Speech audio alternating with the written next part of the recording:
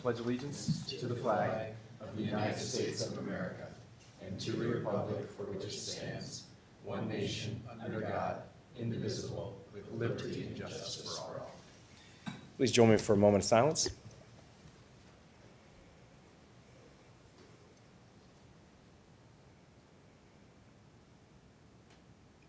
Thank you. You can be seated. First item of the agenda is the approval agenda. I do want to make one amendment to the agenda on item 10B, number 6. E911 needs to be changed to Woodbury County Communications Center. So item 10, letter B, number 6, E911 needs to be changed to Woodbury County Communications Center. So I'll make that amendment. And with that, I'll move the agenda. Second. Any further discussion? All in favor, say aye. Aye. Aye. Aye. All opposed, say nay. Motion passes 5-0. On to the consent agenda. Items 2 through 7 constitute a consent agenda of routine action items to be considered by one motion. Items passed unanimously unless a separate vote is requested by a board member. Number 2 is approval of minutes from the January 21st, 2025 meeting and approval of minutes from the January 17th, 2025 special meeting. Number 3 is approval of claims.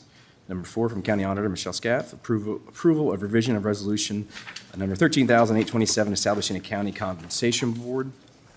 Number 5 from Human Resources Melissa Thomas, approval of memorandum of personnel transactions, authorization to initiate the hiring process, the approval of retiree requests to remain in the county PPO health and dental insurance, and approval for the chairman to sign the authorization to bind coverage with ICAP as Woodbury County's 2025 property insurance provider. Number 6 from Board Administration, Heather Van Sickle, approval of notice of property sale resolution for parcel ending in 5016, aka 410 18th Street, for Tuesday, February 11th at 4:35 p.m. B, approval of notice of property sale resolution for parcel number ending in 5001, aka 2910 13th Street, for Tuesday, February 11th at 4:37 p.m. And finally, from Secondary Roads Low Receivers, approval of utility permit for placement of a new fiber optic cable in the county right-of-way for Mid-America Energy Company. Any discussion? All right. With that, I'll move the consent agenda. Second. All right. Motion by Binger, second by Nelson. All in favor, say aye. Aye. Aye. All opposed, say nay. Motion passes 5-0. All right, on to the main agenda. Number 8 from Siouxland District Health, Kevin Grime, with approval of $215,895 of the opioid remediation settlement requests and proposal from Siouxland District Health Department for the creation of a public health data analyst position. Yes, good afternoon. Kevin Green from Siouxland District Health Department. The proposal you have in front of you is one of the things that as a public health agency, we're charged with monitoring and establishing the health conditions within the county. One of the areas that we looked at is that's occurring within the community is the fact that the Source for Siouxland, which is a planning collaborative that have 10 executive officers in leadership positions that represent multiple entities across the county and the city, they are the what we do have with that is one of the arms that we have that looks at data collection. They do data collection, data analysis, and that type of stuff. But one of the things that we're finding with that, or what will come with that, is the $35,000 of funding from United Way and the Helios Foundation. The other side that we're actually factoring as we look at the opioid program, we've worked with our collaboration to discuss, we do not have a distinct measurement system for the prevalence and abuse of opioids within the community. And we think that is something that when you're looking at doing settlement dollars and prevention, we need to have a baseline and begin to research and document what sort of impact are we having with the work that we're actually doing. And that is one of the things that we were looking with the public health data analyst position. The other piece that this would also encompass is that every 3 years, if you've seen the Siouxland District Health website, we do have a community health assessment that we do that engages over 100 community partners related to coming together for data analysis related to that, assumptions, and identifying of priorities. And so when we merge all that together, one of the challenges we're having is the data capacity. We've been exceeded what we can do with current staff. We're looking for opportunities and options that we can further support the county in looking at what we're doing for the opioid funding, and in addition to meet some of the needs to merge it into our community health needs assessment also. And so the proposal in front of you really looks at 3 and a half years almost is what it would be. This position would include the, in addition to the funding here, we will blend in the $35,000 that come from the other sources. What we have within our hiring capacity within that is adding, my Board of Health is approved to add the position. So I do have that step done. But when we look at this, it's approximately the $35,000 is just shy of 50% of the position, and then it grows just because of potential costs increase that we have with our salary grades. Some of the other things that we're looking at too is we'd be interested in exploring, and one of the things listed in here is we're not sure if there's really a planning collaborative really focused on the opioid. And one of those, what that looks like is we pull together the partners, so I would see some of the other counties have done, is they have engaged law enforcement, they've had public health in there, they have had a pharmacist, Board of Supervisors, and they're really kind of reviewing and setting some criteria related to how do we expend this fund in the future. And so we're kind of looking at that sort of stuff to really sort of not necessarily legitimize, but give some documentation. Why are you accepting and why do you have certain people funded? Because your applications are probably going to increase and grow. And so that would be another piece that we would look at kind of implementing that from the planning and the leadership side. And that would be really similar to a lot of the work that we do across the community as far as some of the coalition and the community engagement that we'll be doing. Some of the things that we also have in place is loaded in here. We do have a mental health resource guide. We do work with a group of mental health roundtable. That's a lot of the mental health providers around there, around the area. And what we have on our website too is a searchable resource guide.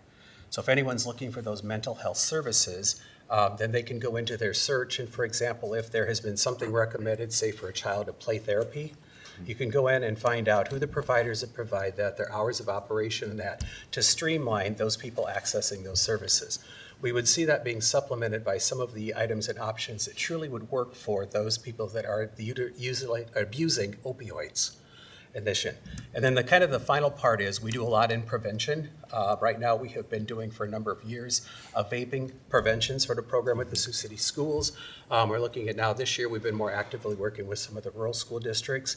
But what we had set up previously was that there was a citation issued on the first infraction. And then that citation, right now we had worked without them to give a quit line sort of summary that they could do. But the second violation, they would refer into that vaping prevention and tobacco use prevention. And so then that would be an actual intervention program that would occur. But I guess what I'm here to get down to the bottom part is all these sorts of work takes some funding for community development. And so I was just kind of seeking out this as an opportunity for maybe us to work together and for the health department to expand some of the work and services they provide. In addition to that, I do have a letter from Source for Siouxland, a letter of support, if you'd like to see that. I'll move to receive. Second. Motion by Benjer, second by Nelson. All in favor, say aye. Aye. All opposed, say nay. Aye. Motion passes. Thank you.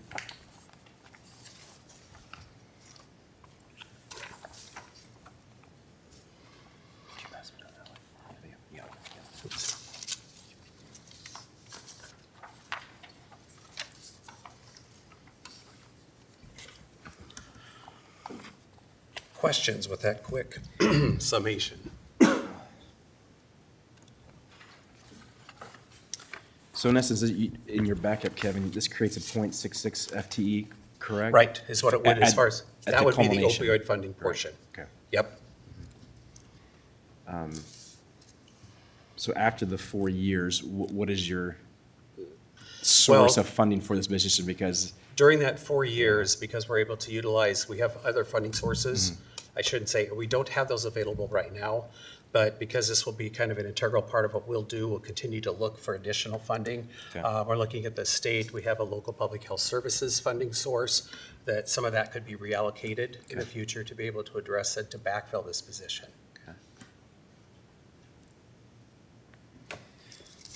yeah, because that would be my concern is, using Right, you one-time use it and then funds all, creating yes, a full- one-time funding. Yeah.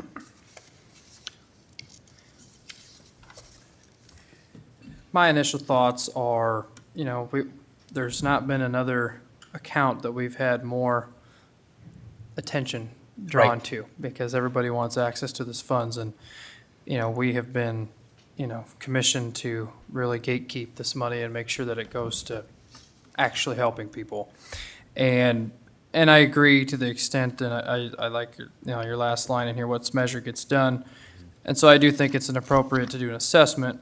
My concern is, do we need an assessment for 4 years or 3.5 years? I'm almost thinking maybe we fund this for like the first 5 months and then the full second year, and then kind of see where we're at, and we can reevaluate if you're getting the data that you need, and you can, show that we're moving the ball downfield and we're helping people, then we fund it the next year and fund it the next year, and not make a commitment all at once. That's kind of more where I would be at. I don't know where any of my other supervisors are on that issue, but that's just me kind of being protectionistic of the money, and that we're not jumping. And because I think this would be about the largest sum that we've paid out at one point. And so I've liked that we've kind of taken little bites, and that we've just have very carefully managed the money, because this crisis has affected a lot of people. And I mean, and so I think there's a heavy burden on us to make sure that every dollar is spent, very adequately. And not saying that you're not doing that either, but that's, that's kind of where I'm at. Yeah, Sky Ranch, we did 175,000. Agape was 150, so this would be the biggest ask so far. Okay. But And are those just one time, or? those are one time, yeah. I mean, that's what I looked That's at. I what thought it this would be annual, is what it was, which would be under those amounts. Right. Yeah. Mr. Chair. Yeah. Go ahead.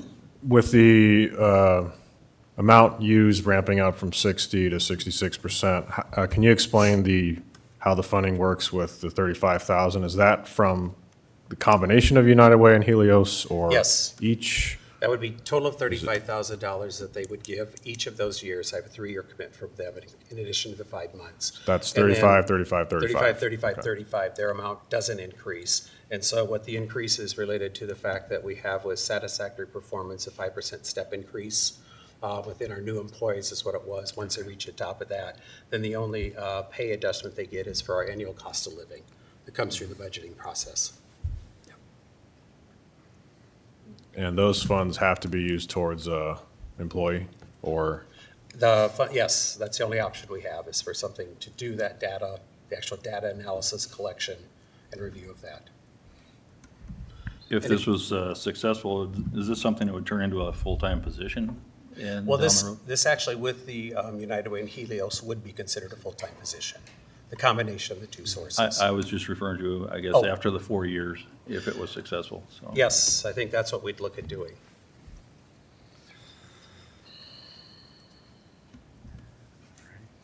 If you would go 5 months and 2 years, that gives I have some ideas for what we could do year 3, if that would be considered. If we did, the 5 months and 2 years to get a full 3 years out, that's $145,636. 145,636. Yes, sir. Yeah, and then a year and 5 months would be 83,408. So yeah, just the difference of 62,228. Yeah, and the extra contribution is just for fiscal year 26 onward, the 35,000. They will have a contribution for the 5-month period. Oh, okay. And then proportionate for Yeah. your 5 months, and then following that, it'll be the fiscal years in. Okay, good. And just for clarification, with Everett's order, would this be given just on an annual basis at the beginning of the fiscal year? No, it would be a lump sum. Okay. We would send over. That's what we've done. It's just a payout. Okay. But I mean, do you need that differently, or does it? Well, I just thought within the fiscal years, the ability to do the carryover and to hold that as what it was, we're sometimes challenged within our budget to be able to do that.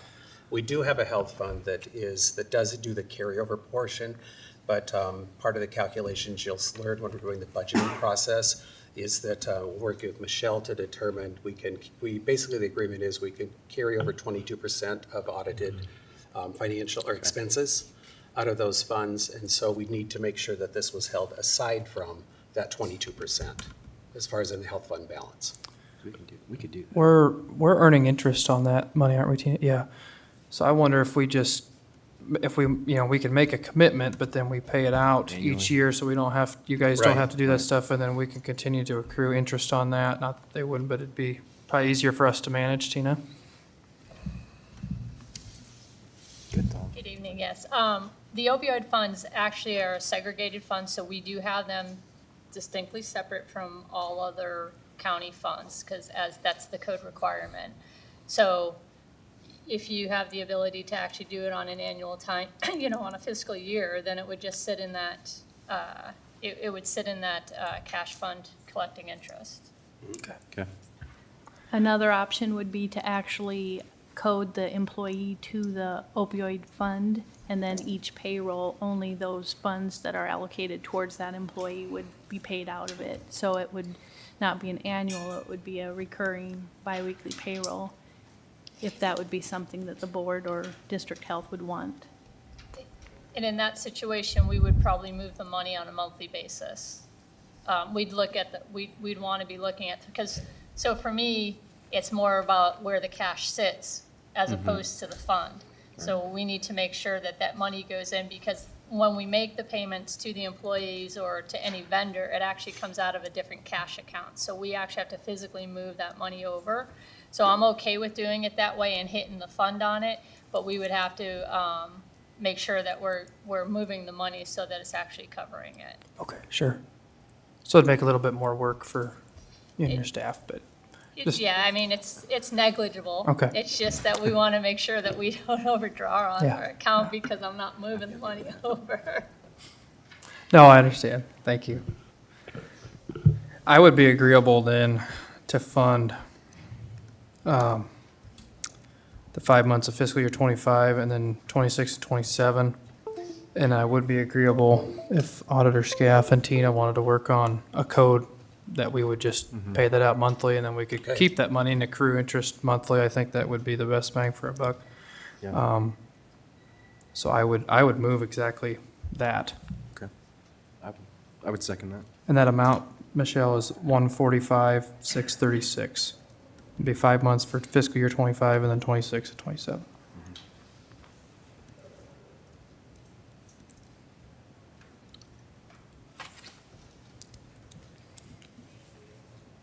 All right. Motion by Nelson, second by Bittinger. Any other discussion? We don't want to rush through anything, but any other questions? Okay. All right. All in favor, say aye. Aye. Aye. All opposed, say nay. Motion passes 5-0. All right, thank you very much. On to item number 9 for secondary roads, Laura Receivers, approval of the final voucher for project ER ending in 5897 with Iowa Civil Contracting. Hello. This is a closeout of a project that we do as a requirement for DOT funded projects. This was an ER project, so that means an emergency repair project on D25, 400 feet east of the Wolf Creek Bridge. So probably the road was damaged during a flood event, and it was done by Iowa Civil Contracting. And so I'm just looking for the final approval from the Board of Supervisors. I'll move it. Second. Motion by Nelson, second by Bittinger. Any other further discussion? All right, all in favor, say aye. Aye. Aye. Aye. All right, all opposed, say nay. Motion passes 5-0.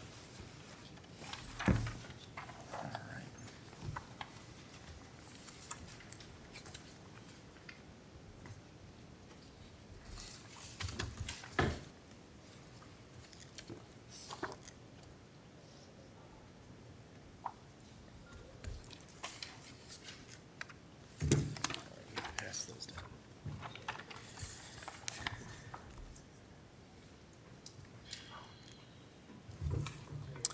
All right, moving on to item 10 is why everyone is here today, the main event. The budget review discussion of fiscal year 26. We're going to start off with our capital improvement requests, then on to our improvement requests, and then we'll end up talking about the auditor's budget. Thank you, everyone, for coming, for all of our elected officials and department heads.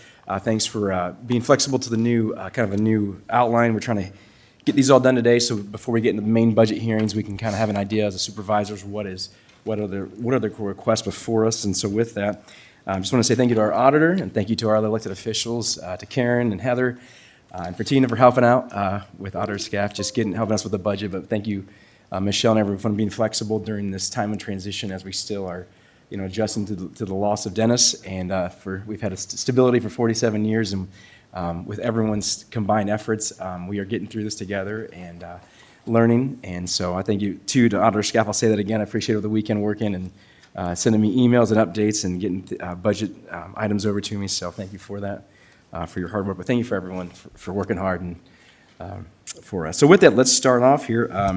10A, number 1 from the auditor, capital improvement request. So we'll start there and go ahead.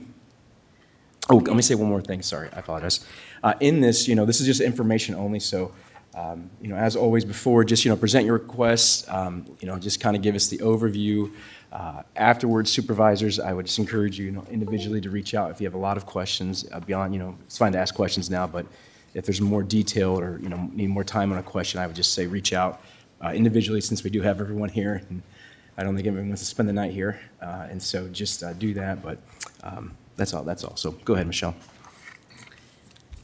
Okay, so the request for the auditor's office is, I've kind of assessed both the auditor and recorder's office, and our furniture and fixtures are about 30 years old. It hasn't been replaced in quite some time. So I would like long-term plan to see new furniture and work areas for the auditor on the elections and finance side, as well as the recorder side. We currently have a CIP to replace the carpet in the recorder side, and we've got some estimates for the carpeting on the elections and finance side. If you come through our offices, we can show you there's some holes in some of the cubicle walls. The drawers, almost every drawer that pulls out has cracks, and it's kind of taped up and kind of like pieced together. It's worked over the years. The workstations are also very small. I think they're about 6 foot by 6 foot. I'd like to see some more workspace for everyone, because there is a lot of paper that gets shuffled around, especially in elections on the finance side and the recorder side too. So I kind of would like to refresh, get new furniture. I have got rough estimates and looked at what it costs for the LEC for the new area. And they have the sit-stand stations where the whole area works, so the paperwork moves with them, so they can stand, and those average about $7,000 per position. We have 15 full-time employees that I'd like to see get new stations, and then probably 4 to 5 elections temps that we need workspace for them. I budgeted $200,000, not knowing exactly what it would cost. I would hope to get up to that amount maybe in a 2-year project where we do the recorder's office first, because we've already got funding for that carpet, and then move into the election side. Another reason for the refresh is the security concerns in the area. On the election side, we've had individuals that have walked through and just came back into our workspace. One individual that came through a few years ago actually went and robbed a bank afterwards, and he had actually walked past and into our workstation, went to the clerk's office next door, and then went and robbed a bank in town. So I'd like to see more of a secure location for the staff as well. Just information at this point, and I'll come back when we're ready to start that work. Okay. All right. Thank you. All right, on to number 2, building services. As they used to say, come on down, right? Dun, dun, dun, dun, dun. The first item is the LEC demolition. I spoke about that last week. This would place $600,000 of 1.1 million total estimate. 600,000 would be from the 26 FYI. Again, we have a 2080 agreement on this, and would just like to keep moving forward. The second item is the courthouse clerk's room 102 ceiling. We've been experiencing some, I think the best word would be called defragmenting. Slight decaying of the plastering of the ceiling in that office. It's been going on for quite some time. It's becoming an issue to a level of now it's starting to impact some of the work surfaces, employee printers, things like that. It's leaving a dusting material nightly over those workstations. So this would be a repair to that ceiling. The last item is Dorothy Pico Nature Center. We've always called it foundation. It's not necessarily just foundation, it's concrete slab floors. We've been working on this and monitoring this approximately for a year, and working with architects, engineers, and experts on what the best solution and best repair going forward would look like and how that's done. Now, we've came forward and withdrawn several different ideas already on this. Currently, our engineers are of the recommendation that we polyfill the floor slabs, that we do some concrete repair work on the exterior of the facility, and again, we polyfill those slabs, leave the foundation alone, and continue to monitor the foundation itself for another year to determine if any parts of the foundation are actually moving, or if it's just the slabs themselves. But we do have some slabs within the facility that have moved approximately a ½ inch. We have 1 or 2 offices that, as you sit in a chair at a cubicle, you're actually at a lean. And some doors that are having difficulty opening and closing. So doing our best to try to move forward this project. The ask here for 2026 would be $372,000. Kenny, with that, are those costs to fix that, are those being affected by some of the really steep rise in costs every year for construction, or if that was delayed, or would it be a significant increase even over a year, or does that make sense, that question?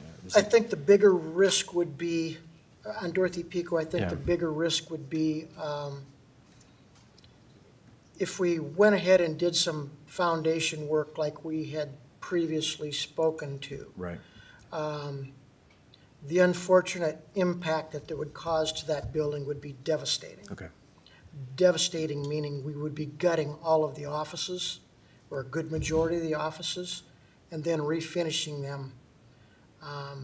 That is something we want to do as a last resort. And what would cause that is the addition of like 144 pilings on the interior and exterior of that facility. So trying to avoid that at all costs. Gotcha, okay. All right. Any questions? Okay. All right. Thank you, Kenny. All right. Up from Conservation, Dan Eisel. You had the end with that, didn't you?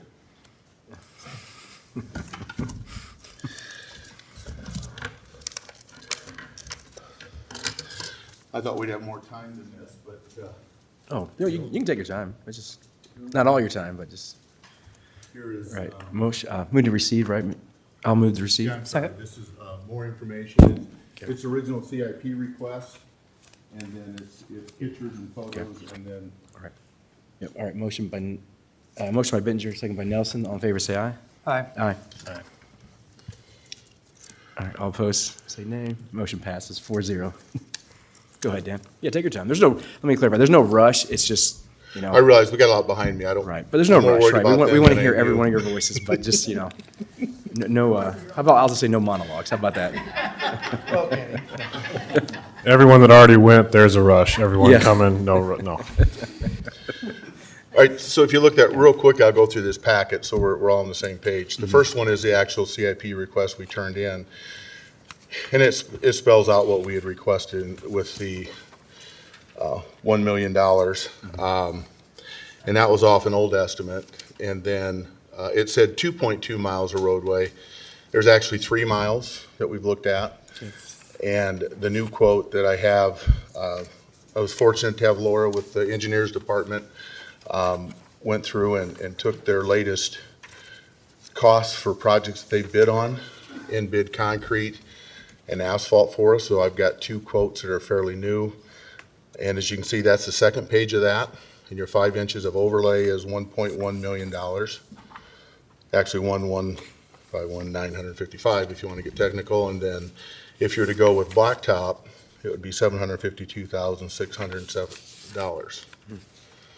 What I want to propose to you is, I've been coming here for 7 years with this request.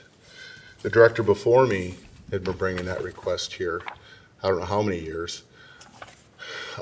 We've got several roads in our parks, and I know the go-to was, well, we'll just get a loan for you and you pay it back over 10 years. We've done that 3 times. I'm in the middle one, I'll have my second payment on the road in Browns Lake for $140,000 due June 1st. I'm sure Michelle will be calling me and says, where's your check? So, but anyway, that affects us because our CIP, we bring anywhere, depending on the year, $260,000 to $300,000 in a year. So we take that 140 off the top to pay for that road. That leaves us anywhere from 160 to, depending on what we have that year, for income. And those are in those back sheets, and I'll show you those briefly. But I think we've done our part trying to do the roads. We can't afford to take on another loan and use CIP money, because the balance we have funds things like the new concession stand that we're looking at down at Little Sioux Park. That's what I consider our flagship park. It's 609 acres. It's got close to 100 campsites. It's got 4 cabins. I mean, it's our biggest revenue maker down there. Over 100,000 alone just in camping. So if you look at those pictures, which is your second pile, you can see the blacktop road. There's 2 pictures there right up front, and that's what it looks like throughout the whole park. I encourage you, if you haven't, drive down there and look at that. In 2017, we did a slurry fill to Band-Aid it again. We're getting to a point where we've got to do something. I know it's easy to say, well, let's try and do it with your CIP. Well, we've done over $2.1 million of CIP improvements with our funds at Browns Lake alone since I've been here in 2017. Non-tax dollars, all revenue that we've generated, and we've done everything with that. We've leveraged those funds for grants through MERD, Gilchrist, state grants. So if you expect us to pay for this next road, we're not going to leverage tax dollars. We're going to sit there and do no improvements, and we'll be coming to you when we need to do repairs. We did our sewer repair at Browns Lake with CIP funds. We didn't come to you for that. We were fortunate to have ARPA funds for Little Sioux. So I guess my gist to you is, I'm looking for a solution to this situation. I realize that's a big ask when we have all these other things going on. But in 2027, I believe, the blacktop, Laura was telling me, might be slated to be replaced, which is the Anthon blacktop south of Little Sioux. We'd probably get a better deal if they're doing that project and we try and bid with it and they do it afterwards. They've got the plant set up. There's the blacktop. DOT is doing a project on Highway 20. There'll be concrete. That's your decision on how we go forward. Concrete's going to last a lot longer. I would defer to. I don't want to throw Laura under the bus, but if you ask me questions about the concrete and the blacktop, I'm going to have to ask her. Okay. So we're trying to do that, and so you can see those pictures. You can see the enormity of if you look at the park and start looking at the roads, we're not looking at doing the campsites as you see on those pictures. Those are all gravel, so it's just the road that goes through the campground.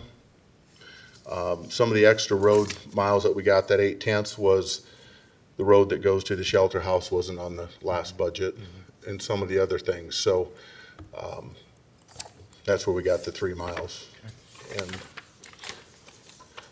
the next pack photo, just the overlay of the park, your next one in that packet. And then you have, if you haven't been down there, you can look at the second photo, the map, and it's a layout and it explains all the campsites and where all the beach and everything else is at. So. But your new estimates are for the 3 miles, is that right, Dan? Yes. Yeah. The new estimates are for 3 miles. Yeah. And if we had to do that in phases and do it over 2 years, I'm sure we could, if we had, it's not ideal, but we could do it. I mean, we could do the worst part You know, you look at that one photo, that entrance road in there, that's a long road, Yeah, it's long. so. Okay. You said you've contacted MERD before about this? Because No, we haven't for this. I don't think that would be eligible, yeah, that's what I was, yeah. no. Okay. We've done it for other CIP projects like Okay. the shoreline enhancement down at Browns Lake and the fishing piers, the fishing jetties and stuff like that. So they've been very supportive down there, Merton and Gilchrist both. This is a question for Laura, she can just nod. Did we approve a bid to do the asphalt overlay on D38 from Mobile Blacktop to Anthony already? Have we approved that bid or not? So we could, but they should be able, couldn't they haul that asphalt to Little Sioux Park on this job if we did it in phases? If we could open part of Little Sioux Park with this year's asphalt project and then some when we do the D38 in 2 years? And then you can get some asphalt from both? Might be possible, just thinking out loud. That's good. Yeah, okay, thank you. If you would like to continue, just so for everybody's knowledge, when we're YouTubing, your voice does not translate when you're out in the audience, so if you could kindly step to the mic. Thanks. Thank you. All right, any other questions? Only Any other projects? thing, Yeah. only thing I have for you is the last sheet that I gave you, or the last part of the packet. And this is reading when you're bored tonight, you have something to look at while you're sitting there. Yeah. So, but it is all of our user fees that come in. Okay. And it goes by park. It also has what the camping, the cabins, the shelters, what the, everything there by year. It gives you a year. And I think I had figured, until I had the 2024 I got figured out this afternoon. But I had a little over, I think I had a $309,000 average, 309,000 average over the last 5 years for our revenues. As you can see, some of those are down when the beach was closed. COVID was our best year in '21 for total revenue, but those swings where our revenues are down and up, we can go and we can pinpoint it to either weather or we can pinpoint it to the beach being closed at Little Sioux Park. So all I can do is if you have any further questions on that, give me a shout, but I just appreciate Laura was willing to work on those figures for me, so I had better figures for you. So, thank you. You're welcome. Thank you, Dan. Thanks. Thank you. It's good information. All right, next up from District Health. All right, I can make this quick and easy. No rush, This was no a rush. fiscal year '25 CIP request that when we submitted it, we were informed that it had been approved in 2024. So this would actually be struck from the record because this is something that it's in the 2024, we're in the process of getting it done, so we don't need to do it twice. So this can just be removed from the listing.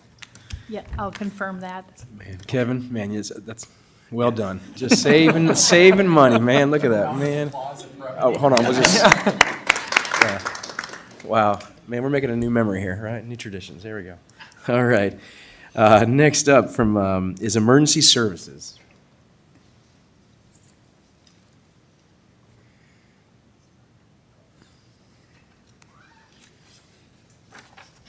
Good afternoon.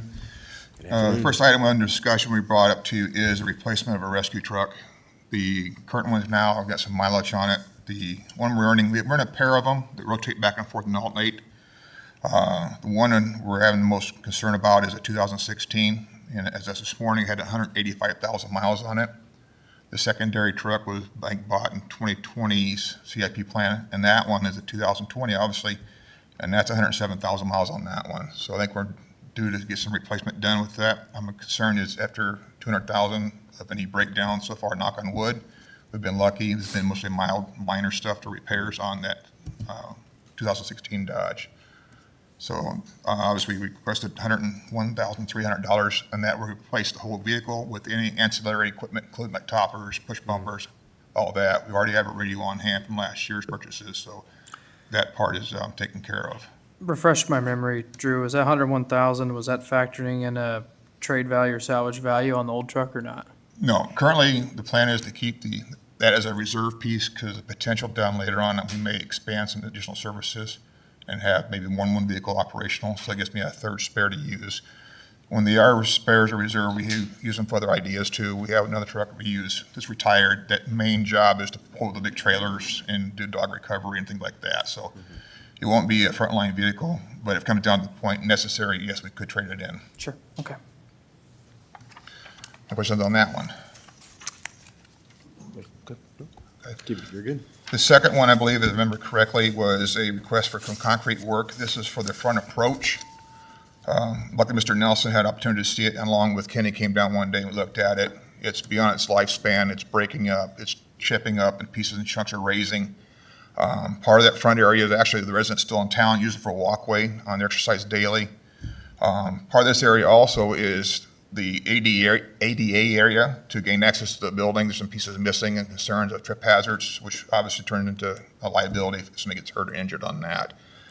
That quote, the last I got this past fall, was $44,000 from different vendors in the area for that. Any questions on that one? And third, that's good. Oh, and the third item is, again, some additional concrete work. This is on the east side of the building where the gym is currently, or used to be. Years ago, they took and made a huge garage door. We store extra big, large trailers in there, generators and small equipment, extra vehicles. Right now, it's more as a dirt path area, dirt ground. Again, Mr. Nelson and Kenny both had a chance to look at this area. My concern is to put some concrete down, so when we move these trailers in and out, we have good solid ground to keep clean, like icy and snow, but also it's also a parking area. Also, with the concrete being put in there to increase drainage, we do have a hump in front of that area, so it kind of keeps some of the water back towards the building. So when we do this, I'm going to request whoever does the work, if approved, to do some grading to allow the drainage to go away from the building. And with that, total on that one was $16,200. Any questions, concerns, issues? Keep going. Thank you for the attention. Okay.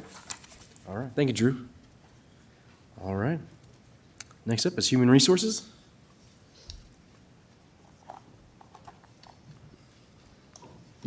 Melissa Thomas with Human Resources. I'm asking for those funds to update our office, not a total remodel, but we would like new carpet. I know ours is at least 15 years old. It was the same carpet that was in the Veterans Affairs office that was up there, and I think that moved around 2010. 3 new cubicles, which run around $5,000, and then we also need a new file cabinet. So, Okay. Now, those is are the funds that for total in your, I'm looking on, it says 25,000 for carpet. Is that everything combined? It's everything combined. Okay, okay. Yes, Okay. yes.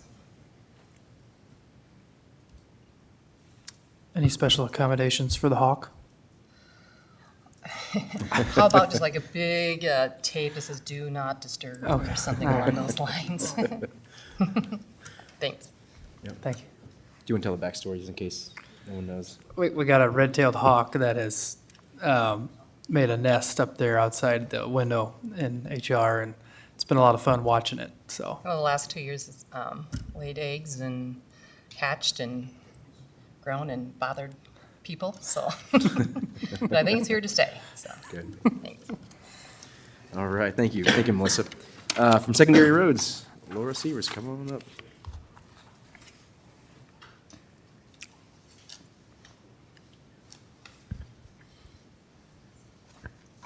Hello. So thank you for this opportunity to discuss the relocation and replacement of the Mobile Shop. When I talk about the Mobile Shop, I'm actually talking about quite a few buildings. The Mobile Shop is kind of piecemealed together throughout the year, so some of the building they use is the backside of the engineers building, and then there's a cold storage building next to that building. Then we have the actual Mobile Shop location that is the shop plus another cold storage building.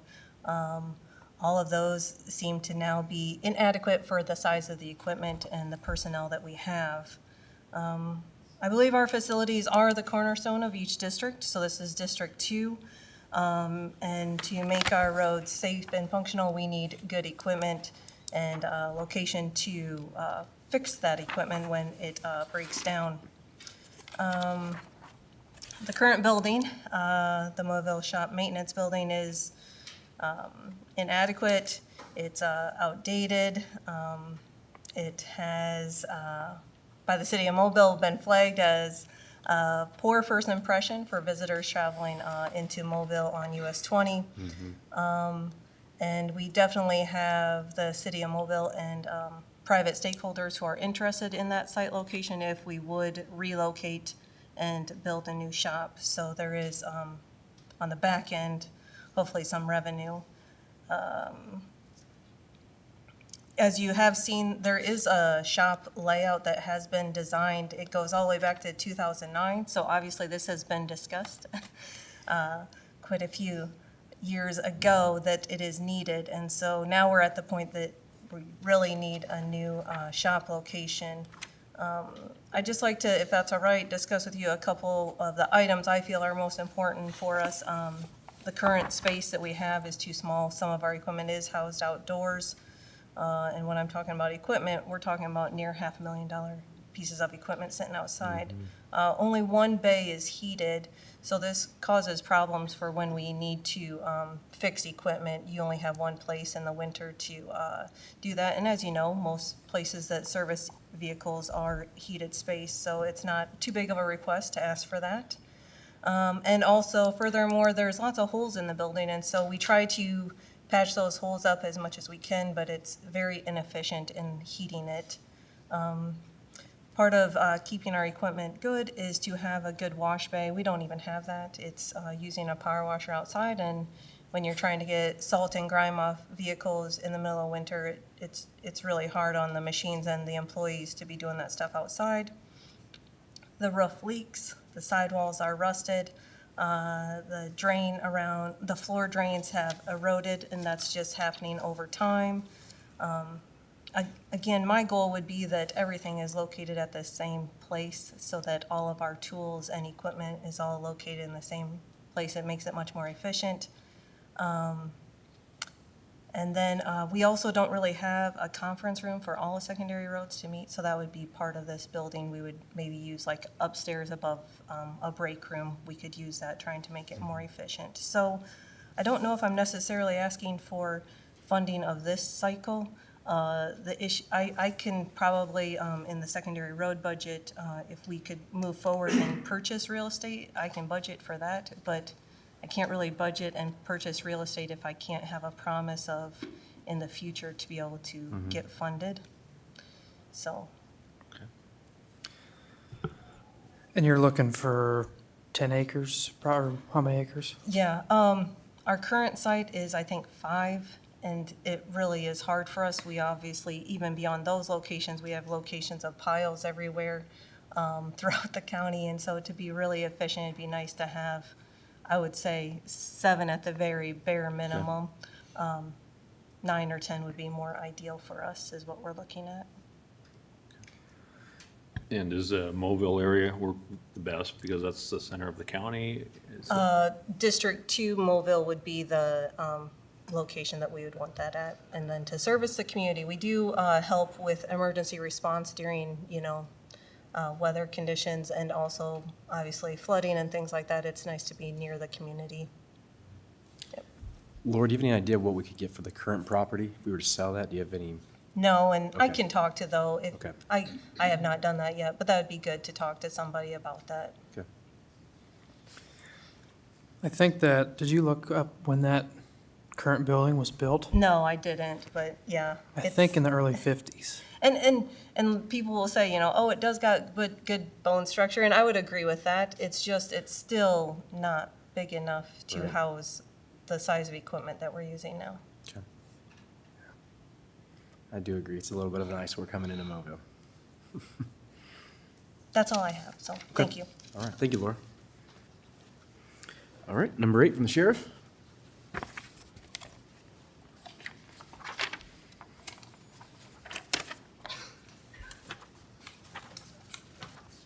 Which one's first? The computers or the software? Which one do you want to? Whatever you want to, whatever you want to Go- present go ahead. first. Does Captain not matter. Peterson, Sheriff's Office. We're requesting, we need 23 new tablets for our squad cars. They're between 4 and 7 years old. They are also, they're running under the Windows 10. And in October of this year, Windows 11 is going to push another update. And these 23 tablets will not be capable of downloading or accepting that update, which pretty much makes them inoperable. For total replacement cost was $87,000. What is the lifespan on these? How long will we get out of these?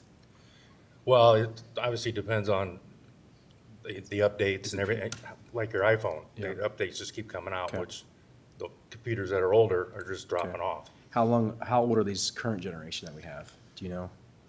Well, They range from 18 to 21? yeah, 2018 to 2021. Okay. And we have the remainder of them, which would be 11 more, those are 2023. Okay. And those will be fine with the update, though. Okay. Those will be able to Okay. make it. Okay.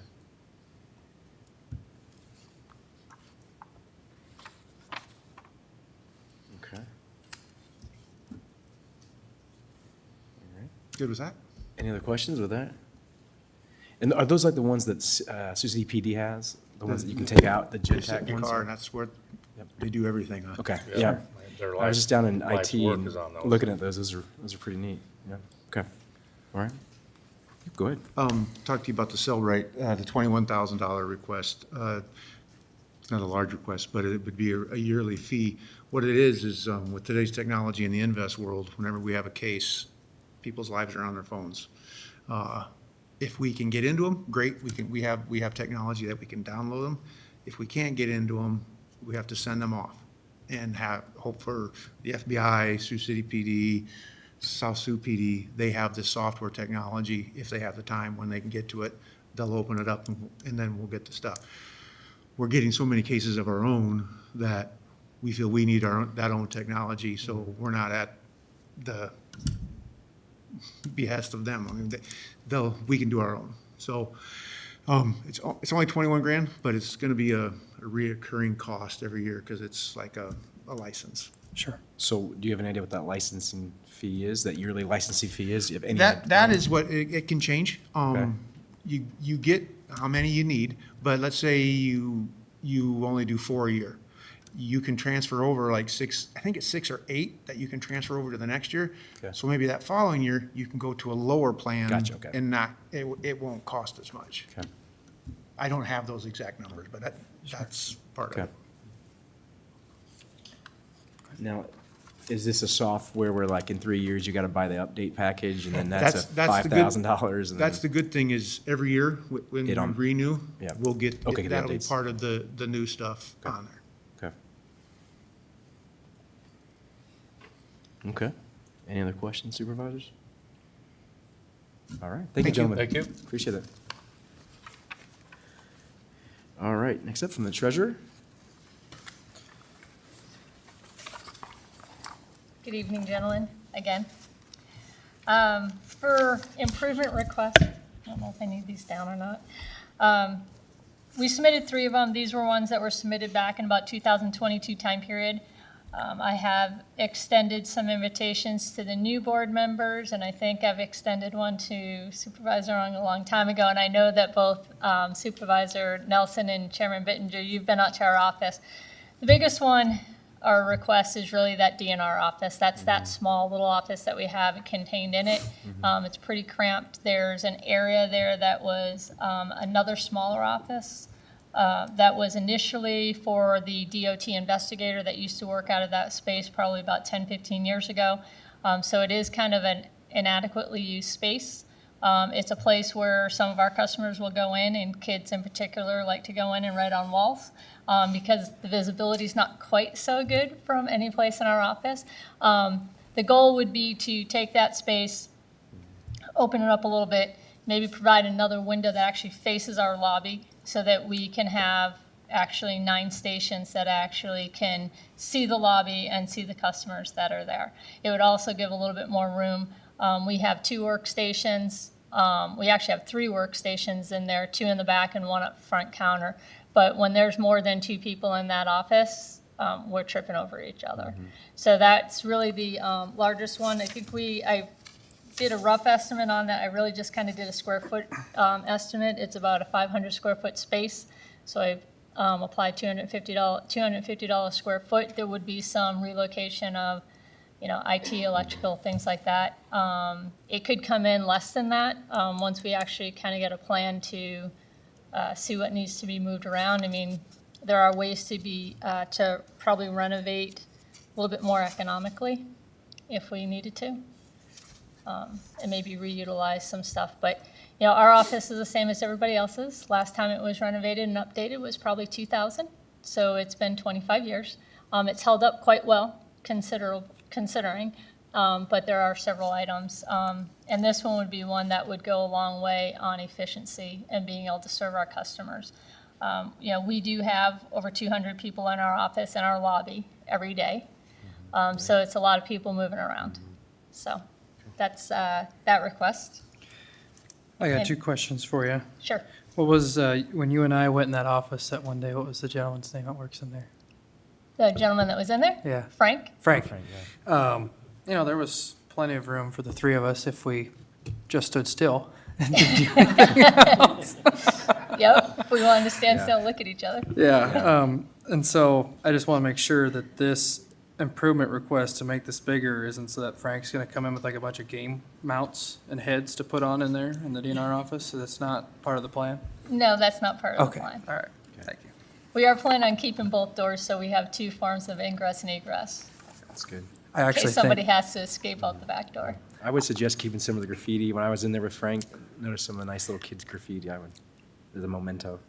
Yeah. I actually think they like that little office because they just banish Frank to the office and they just like lock him in there, and then that's just, he's like captured, so. Okay. All right. He's not We even here to digress. defend Yes, we need himself to- tonight, I don't think. Let's keep Poor it germane, guy. right? Keep it germane. There we go. All right. I know. All right, go ahead, Tina. I'm gonna have to owe an apology tomorrow. The other item I have is really painting the interior of the space. We do have quite a few walls. I put it at $10 a square foot of wall space, which is usually a typical way to actually estimate for it. Again, it's been almost 25 years since we've done anything in that facility. I mean, it could use a lot of other things, but this is just something to kind of refresh it and clean it up a little bit. Like I said, it is something that a lot of the public does come in and see. So being able to put our best foot forward. But we do have several areas where, either chairs or people have worn off. I mean, it's literally wearing down through the drywall in many locations. So I would anticipate that price would include any kind of moving of furniture if needed. Okay. Okay. Any questions? I'm good. All right. Thank Okay. you. Huh? I'm good. We're good. Good. All right. The next one, the third one is actually painting out at Anthon, and that one was a little bit harder for me to determine. I used basically the same approach, which was a square footage of wall space. Anthon is probably older than any other building that we may have here in downtown. I don't know. Janet, you might be able to answer that question. But it is something that, there's really it's not part of what building services maintains. So it is something that has to go through either the treasurer's budget, or we need to find another way to try to address some of the items out there. So interior paint, and actually, for me, I'm stating interior, but having been out there recently too, looking at some of the window frames and the door frames and stuff like that, I mean, there's no paint on them at all. So it's to a point where that wood's probably just gonna start rotting if we don't start putting something on it to protect it. So again, it's just a square foot budget. If we can get better pricing in there to do something but it'd be, go a long way to help refresh that office as well. All right. Any questions? Then we're good. All right, Thank you. thank you. All right. Number 10 from WCICC. Hi, Doug Bach. John Molly wasn't unable to be here today. Are you guys tracking with what's on the screen, right? Because some of the words, I have more here, so. Yes. Our first 2 initiatives are part of our security enhancements. Firewalls are a big deal. They're just up for replacement. We have about 27 firewalls that we maintain in the network. Along with the other security utilities, some of those are for our staff to use. And the keys, those are MFA enhancements for the employees. MFA is getting more of a requirement, and especially for our CJIS and public safety individuals. The county PCs, it's just a handful. It's kind of a cleanup. There was a big replacement this past summer. There's a handful of departments that have a few PCs. That's just kind of a cleanup because they were out of the sequence of the normal systems. As John's probably mentioned, fiber optics has become more of in our court, and those are just some tools and testing. GIS dashboard, that's kind of tool for the users. It's an enhancement to our ARC GIS system that was here, enterprise system that was upgraded about 18 months ago. And then switch cleanup, that's our infrastructure. Again, it's just kind of a cleanup order from a big one that we're currently in the middle of. Okay. Any questions? Okay. All right, thank you. Thank you, Doug. All right, moving on to item B, fiscal year 26 improvement requests. We'll start off with planning and zoning. Dan Priestley, come on down. Good afternoon. My only really request is to look at upgrading our senior clerk position to a grade 5, step 5. And oftentimes I would start off saying, we're a 2-person department, but technically I have a different argument to that because I will bring in the zoning commissioners and I will include the Board of Adjustment. And I'd also like to include you on that. And the reason I bring that up is we've been tasked with lots of stuff through the years, and we try to run a really lean and efficient department and make out the best with everything that we have. And as a trained public administrator, I love organizational theory. I look very carefully at the Jim Collins Good to Great on how you advance an organization, how you make the tough decisions to get to where you're going on a mission. But I also look at high performance organization theory too, in terms of how you get the best out of people.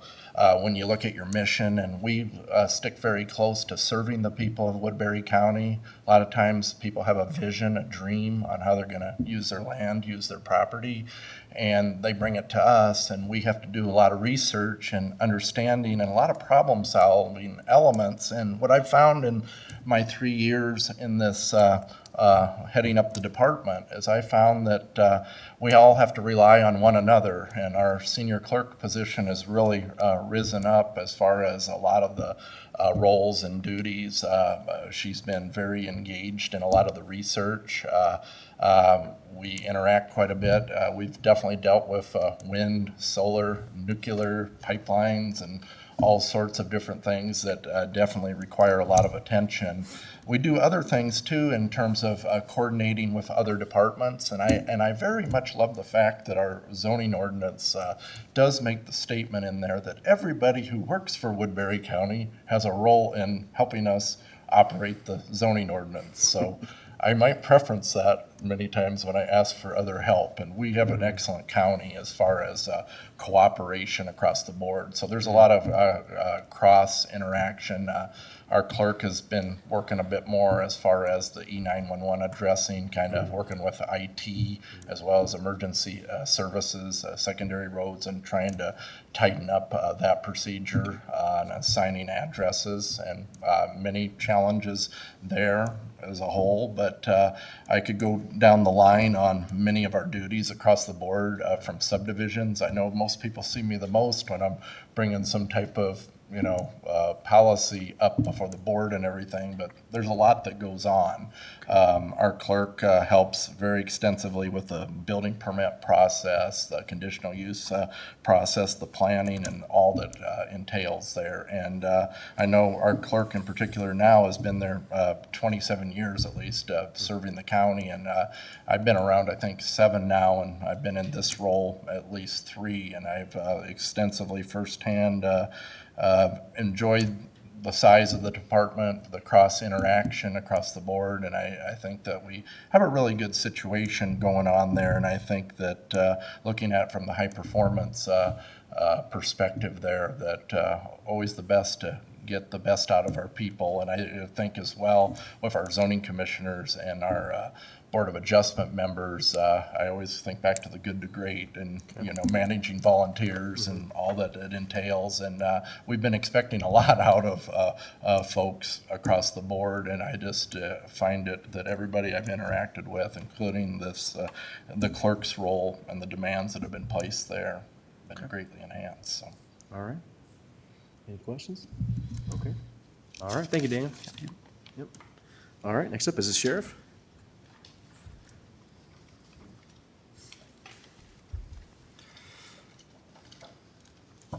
Good afternoon. Good afternoon. I I failed my own lessons in delegation. I gave those two the easier assignment tonight. But I'm here for an improvement request asking the board for 8 additional correctional officers. 4 of these are designed to be transport officers, which would be specifically assigned to transporting the federal inmates. I think from previous conversations that we've had, you know that we're continuing to ramp up our federal inmates. We're right now, I think as of this morning, we're sitting at 51. I think that's the highest number we've had since we've been in there. North Dakota, I think the last time I was here, I said that we had finally signed an agreement that added to the IGA, adding North Dakota. We're certainly ready to start bringing North Dakota inmates from the marshals here, but part of that is going to be a strain specifically on transporting because there are times that we may have to meet them halfway. There may be even some exigent times where we would have to go all the way back and forth to Fargo. So the other 4 that we're asking for would be used inside the jail as we continue to add the number of inmates that we're housing.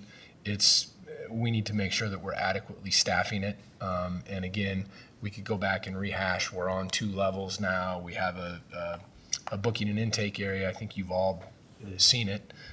There's quite a distance from one to the other. We're basically operating almost as 2 separate areas.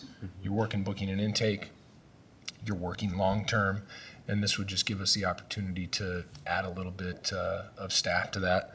The cost, as you might see in the backup, I think is $650,000. Doing the math, 18 inmates from North Dakota, which we were not really planning on when we were originally planning this, would cover that expense, that annual expense. My conversation with them is that they would anticipate 40 or more. So if you look at 40 inmates, that's about 1.46 million a year. So, I don't think we come here often and ask for a lot. Unfortunately, when we come here, we ask for a lot, but we don't come here often. It's, as I said, when we made our initial request, it's a gamble, and I understand that. But in this particular case, I think the benefit of getting those additional inmates from outside our area certainly outweighs that cost. But as I've said many times, that's your guys' job to make those decisions. Is there revenue on the federal transport side too? There is. Yeah, I thought. Yeah, so that doesn't, yeah. So That wouldn't include that. I'm not even including the rate that we charge for transports. Because then how many federal transport guys do you have now? None. Okay. The guys that are already assigned to transport are doing it, and so it's putting a huge And then strain on them. how many do you have on transport? There's 5. One's technically assigned to, one is dedicated to the juvenile courts if and when needed, and they're not needed a lot. But when we came and asked for that position, I think Ryan came with me, and it was a necessity that when they're needed, they're needed. But again, those transport officers are doing all of our mental committals, they're doing all those other services and transports on top of it.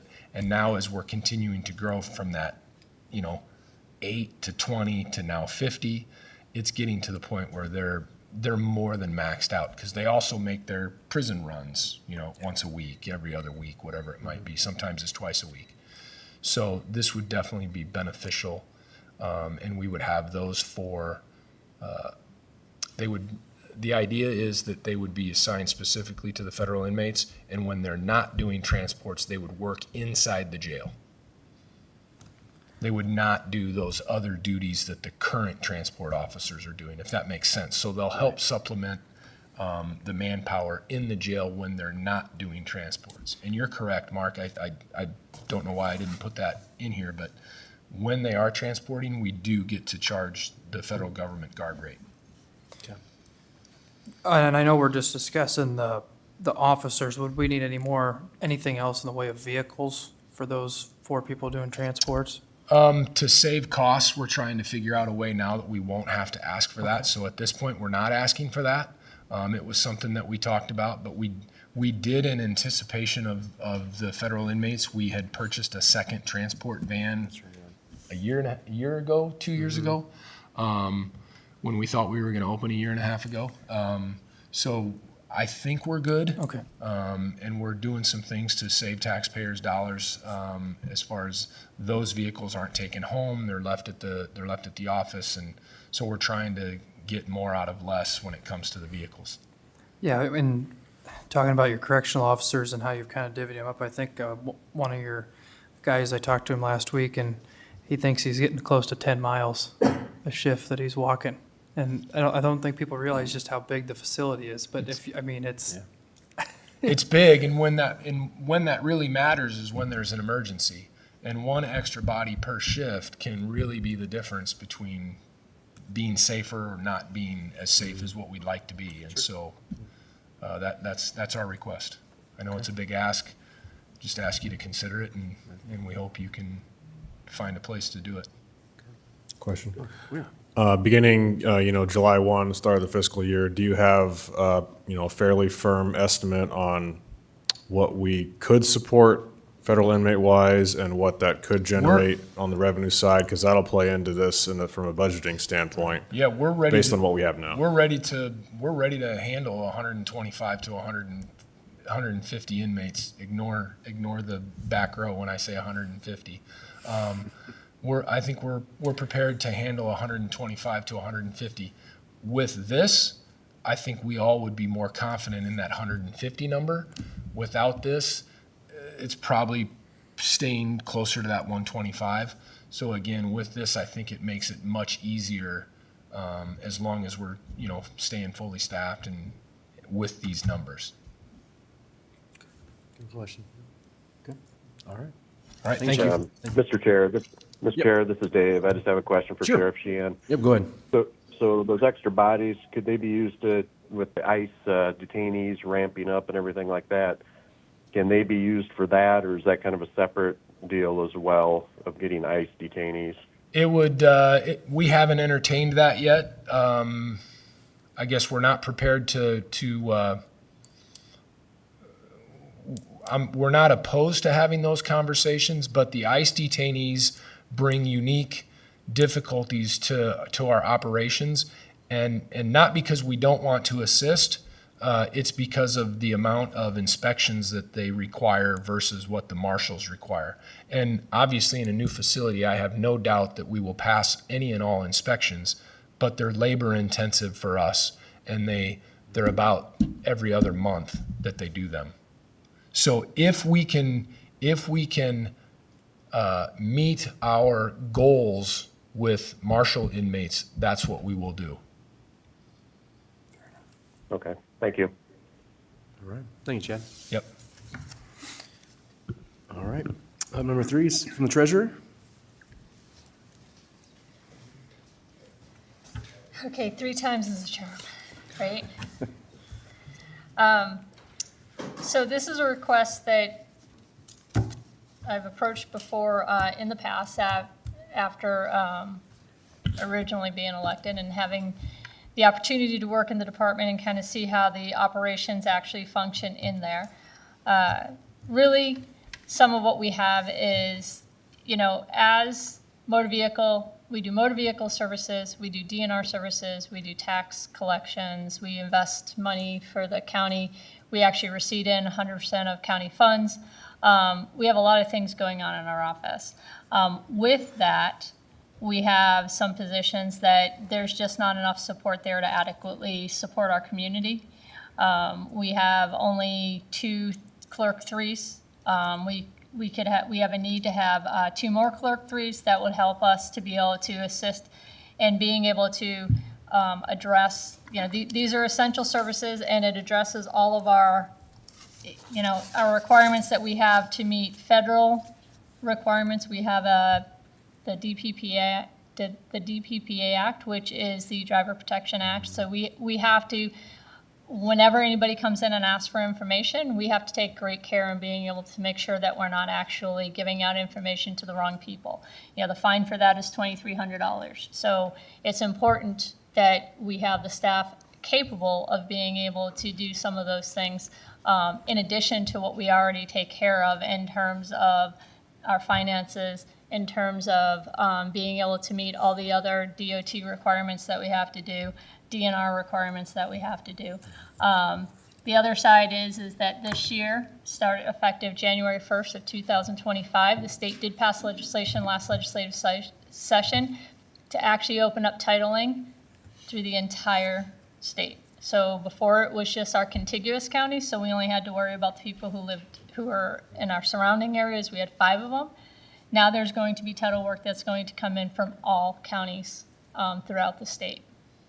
With that, we're going to have to make sure that we're actually trying to avoid fraud, because we're going to have the issues with people that are not living in our community coming in and getting paperwork, and we can be getting that paperwork electronically through the ERT systems, which is another relatively new system that the state has actually did full implementation this last fiscal year. You know, so it requires us to be able to look at those ownership documents and to ensure that we're actually transferring ownership to the correct parties. You know, that's the thing about the motor vehicle side, is that that document is, you know, that title document is a legal document. And there are lots of requirements out there in terms of what you can and cannot do, what you can have on it, and what other information that you might have to collect. You know, we have certified documents, we have notarized documents that we have to deal with. So we do have a higher level of actual being able to ensure that we're processing everything correctly. However, the one thing I will say is that with the change in the legislation opening it up to the statewide, they have also increased our fees. So we are going to see an additional increase in revenue. I've projected that right now at about $320,000 for the fiscal year of '26. The state actually had that budgeted at closer to $600,000, but we're still trying to kind of figure out that the key is how the money actually, how the increases work. So, you know, they increased loans. They've, you know, the fee to put a loan on it. They've increased the fee to do a title transfer, and they've increased the fee on the fee for registration by $10. If the bottom falls out of the automobile industry, if interest rates continue to go up, that could have an impact on our services. But right now, we're holding, we're about 5,000 transactions more this year at this time than we were last year. So we are actually on pace to do probably 10% more services for FY '25 than we did last year.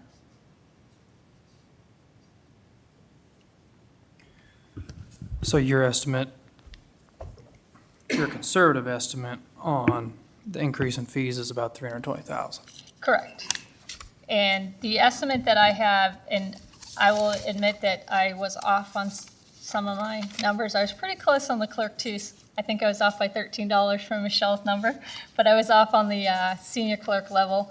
So I'm not sure what I missed there. But essentially, what I have budgeted right now is $372,000 additional fee for FY '26. That's about 60% of what it possibly could be. You know, some of it's just trying to weigh out where we may have pluses and minuses. With the contiguous county, we do have people coming in from other states, but we're kind of a wash on that. We're not seeing a huge increase in influx of out-of-county transactions, and we're not seeing a huge, you know, of our residents going outside of our county. Historically, and just kind of talking with, as we were tracking this legislation, Woodbury County is in a unique position where we are a very large county geographically, but we're also in an area that, you know, we have smaller communities around us. The biggest impact that we're probably going to see in all this stuff is going to be towards the center of the state. Polk County in particular is going to see a lot of shifting around. So based on the numbers, if they stay static with where we're at, and we have, you know, 5% increases in volume, you know, we could, I've estimated about $578,000 would be the additional revenue for FY '26. And I did not budget any additional revenue for FY '25, but we are seeing it. We started seeing it this month. And with that, you know, the additional cost for wages, you know, it is a total of $32,000 based on the revised numbers. And that would represent, you know, asking for about 9% of that additional, the lower revenue, that $300,000 revenue, to be able to support the department and be able to, you know, take on some of these added responsibilities and duties that we're going to have. Any questions? Okay. Okay. Very good. Thank you, Tina. Thank you. All right. Next up is emergency services.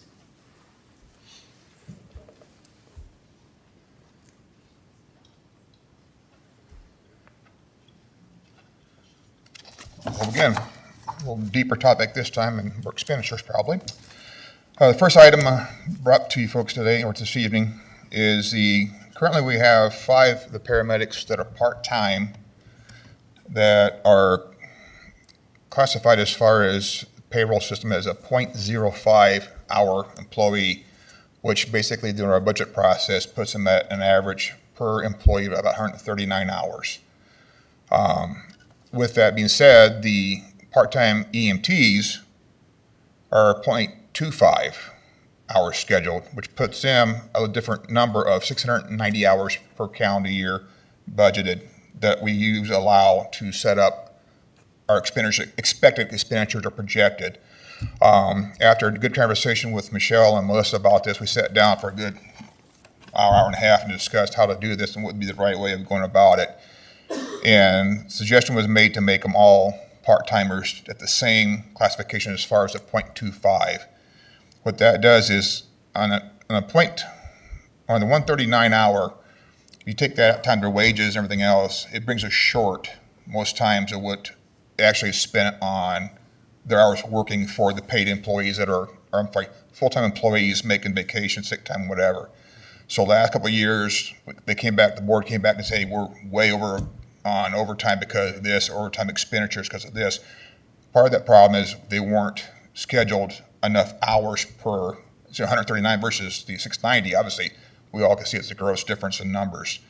And that's what we sit down and determine that needs to be adjusted. Obviously, it affects 5 employees. The current expenditure for that is $4,468.55. With the change to the 0.25 for the remaining 5 people, the proposal would increase it by $22,342.67.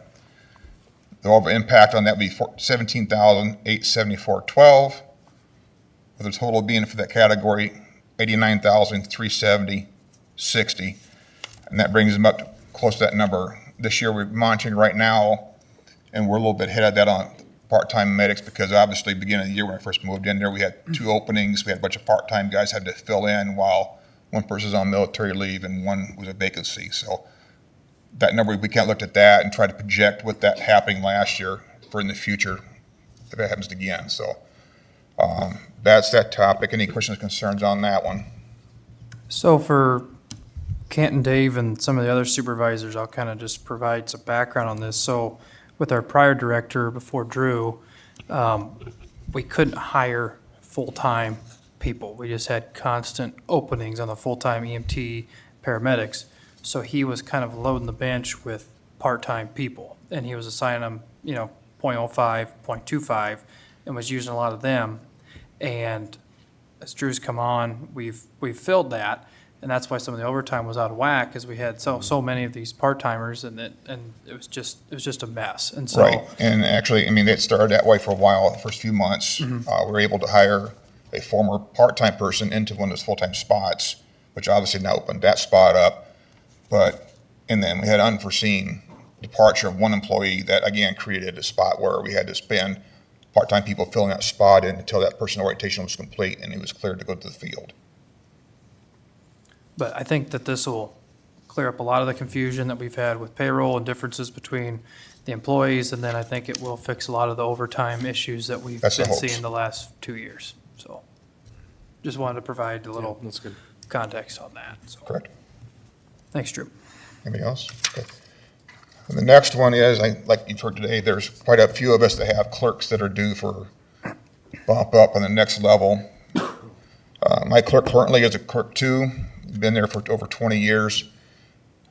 She's been passed several times for the opportunity to move it to a clerk 3.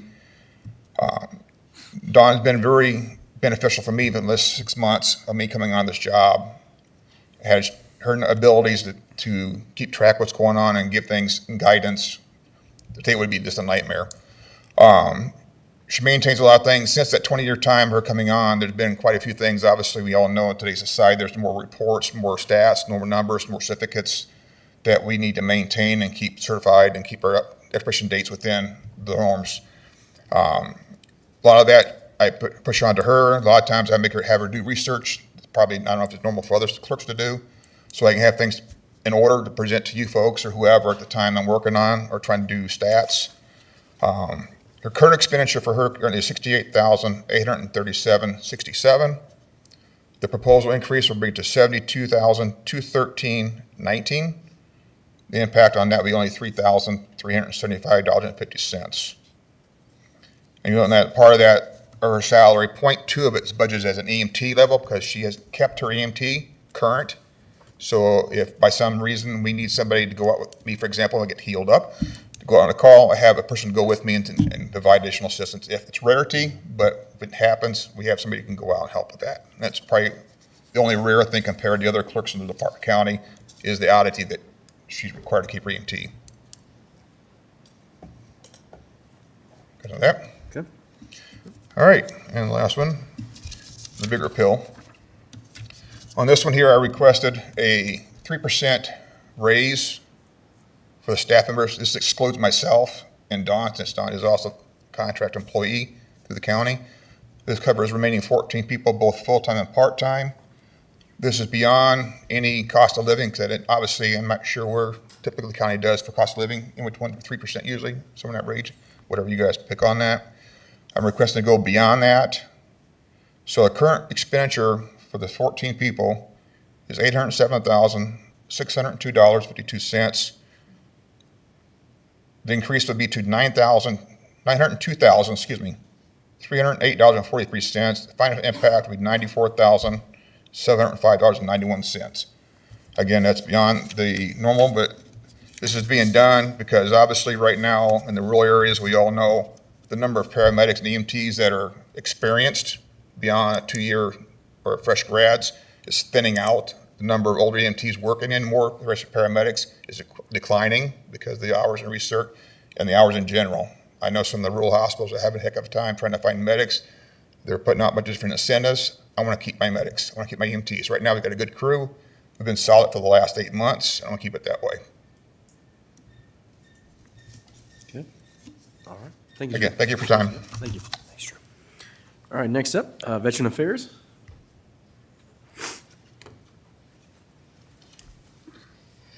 Evening. First off, I want to present, this is a letter that I received from our chairman, from our commissioners, All right. based on what I'm requesting for the improvement request to do our 2 CVSOs, Lisa Robinson and Sasha Downs, to go from a step 5 to a step 6. Okay, 1 second. Motion move to receive. Second. Motion by Benjer, second by Nelson. All in favor, say aye. Aye. Aye. Aye. Motion passes 5-0. And so what we're looking at is, due to the increased requirements and maintain for national accreditation, we have different goals and standards that are set onto our system. And basically with what we have added, we've added 5 new outreach events to our calendar that we host. Along with those are at least 15 to 20 events a year since we started this in 2021. We also started a quarterly newsletter that we all take part in during the month and help push out. We also have daily activity on social media. But since 2021, the big thing is that our office has seen an increase of a minimum of over 330 new appointments per year, which since 2022, the revenue coming into the county has increased by $836,154 per month. We did do a cost comparison for other counties on what theirs are based on our veteran population, which for Woodbury County, we have 5,584. That is what was cited. We compared to Johnson County, which is just a little over us at 5,697, and Dallas County, which is the next one below us at 4,324. For Johnson County, the entry pay is $28.69 an hour. The midpoint is $34.42 an hour, and the max is $40.16 an hour. For Dallas County, for the Veterans Affairs reps, the entry is $31.10 an hour. Midpoint is $38.84 hourly, and max is $47.33 hourly. With those two clerk, the one going from 5.5 to 6.5 and 5.4 to 6.4, both impact, as you see, is $5,031.55. The other counties around us that we also take part in helping, Plymouth has 1,468 veterans, Sioux has 1,206, and Monona has 662. We not only help the veterans of Woodbury County, but when other veterans from other counties can't either, A, make an appointment with the others that are part-time, we do take on those county veterans as well. You know, any veteran who comes in, we do assist. So the numbers that are brought in off of ours, that's just if they reside in Woodbury County.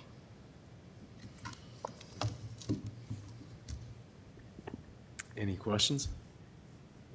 All right. I want to clarify too, the 836,000, that goes directly, just so we can clarify for the public, that goes directly It goes, to yeah, the, straight goes to the veterans, citizens. not to the county. Yeah, not to the county, yeah. But that helps pay either Correct. rent, utilities, and Right. whatnot. So it does come back into Yes. the county in some way or form. Right.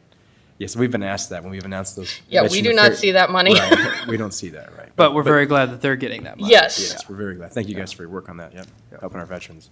So, okay, all right. Any Thank other you, Lonnie. questions? I think we're good. Thank you. Thank you, Lonnie. All right, and last, Woodbury County Communications Center. Good afternoon. Good afternoon. Wendy Hess, Communications Center Director. So in front of you today, you have an improvement request. We are requesting to add a full-time communications operator position. So in the last several years, the comm center has seen constant open positions and staffing has been a challenge. In FY24, we had 7 new hires. So far in FY25, we've had 3. We had a retirement at the end of the calendar year that we are still working on filling, and I just received notice of a retirement happening in April. So we have a lot of tenured staff that's been there a long time that is starting to retire. So training new staff has been falling on current full-time staff, and it is overwhelming just because of the number of people that we're hiring. So we need a position dedicated to onboarding and training new staff, coordinating the training activities, and also making sure that current staff has the required continuing education. So not all of you were here, but when Director Sedevy retired back in, I want to say FY23, our department, along with Starcom, was reorganized a little bit. So my former position turned into a hybrid, which is 50% funded by Starcom. So the makeup of our department has changed in such that we have myself, the director, the operations supervisor, which is trying to coordinate a lot of this, but he is 50% dedicated to Starcom. So essentially, we lost half of an employee then. So it's just becoming a lot. Our training is suffering. We're not doing some of the things that we should be doing because we don't have the people to do it. We should be reviewing medical calls, doing more quality review. That's not happening. So the comm center used to have a training operator. This position was filled, and it was eliminated in one of the hard budget years many years ago. So this position would also be capable of operating a dispatch position. So if there was time that they weren't needed in training, they could sit down and work a position and potentially save us some overtime. So we have a very lean, very high functioning department. 86% of our operating budget is personnel costs. We don't have a lot of other expenses. We have been dedicated to If there's things within our department that can be funded by E911 money, we do that. Unfortunately, personnel cannot be funded by E911, but we've done the best that we can over the years to pay for training, some of the equipment, software, and stuff like that out of E911 dollars. So it would be money well spent investing in our department. I think it would say a lot and speak to our employees that you are interested in investing in them and improving morale. So any questions you have for me about it? I don't think so. Okay, all right, thank you, Wendy. All right, thank you. All right, so that concludes our capital improvement requests and time. We're going to move on. Thank you for everyone for being patient and staying here and communicating the needs. We appreciate your attendance. We're going to move on here to C, to the auditor for the budget. And so I will turn that over to Auditor Scaff. And Excuse me, Chairman? Yes. Can I just say one thing? I Oh, sure. want everyone to know that Mr. Bittinger, Mr. Nelson, and myself are going to meet with the union on Friday. Okay. To discuss his request Okay. for the Well, thank union you. positions. The Veterans Affairs, just to let the board know, is not a union position. Right. So that does not have to follow any contract. But I just wanted everybody to be aware that we are going to work with the unions on these requests. Okay, thank you. Thank you for that, Melissa. I'm going to ask clarification for that statement. Sure. What do you mean oh. by talking to the union? Oh, we're gonna show them the job descriptions, the additional responsibilities that they may do, and we're gonna talk to them about what the appropriate grade for those employees would be. Okay, so, not to open the can of worms, but I will. In terms of contract negotiations with the union, that is something that has already happened. I do believe. This isn't contract. We're not gonna change any of the contract. No, I know, but my point is this, is that to, if you want to review it with the union, I think that that's okay, but I don't necessarily think the union at this point in time, at least for the treasurer's office, really has a say in it. Because ultimately, as the elected official, and I am a duly elected official with autonomy of office, I do have the ability to promote within my office. Now, this board does have the right to say yes or no when it comes to funding. Right. But when it comes to actually approving a promotion, that request should come from the department head, okay? And this board has done that for some people in the county, those who work directly, that report directly to the board, have seen some of those promotions. And so this is something that I think, I appreciate HR telling us that they're gonna talk about it, but if we're gonna have conversations with the union on promotion in the treasurer's office, I want to be there. I need to be there. I was not part of the negotiations with the most recent contract. The county attorney's office had their entire staff moved from a grade 5 to a grade 6. Could have been legitimate reasons. I'm not saying that they don't deserve it, but I can tell you that as treasurer and with the things that go on in my office, I was not included in any of that, and I did not have a say in that. This is my say right now, and I don't expect the union to have a say if I determine that a position needs to be promoted. That is between me and you gentlemen. Thank you. Mr. Chair? Yes. Just to clarify on the auditor's increases, because we did have individuals that moved from grade 2 to grade 3. That was coordinated through HR and through the unions. I do believe the contracts identify what those grade levels criteria have to be and review the positions to see if those individuals fall within them.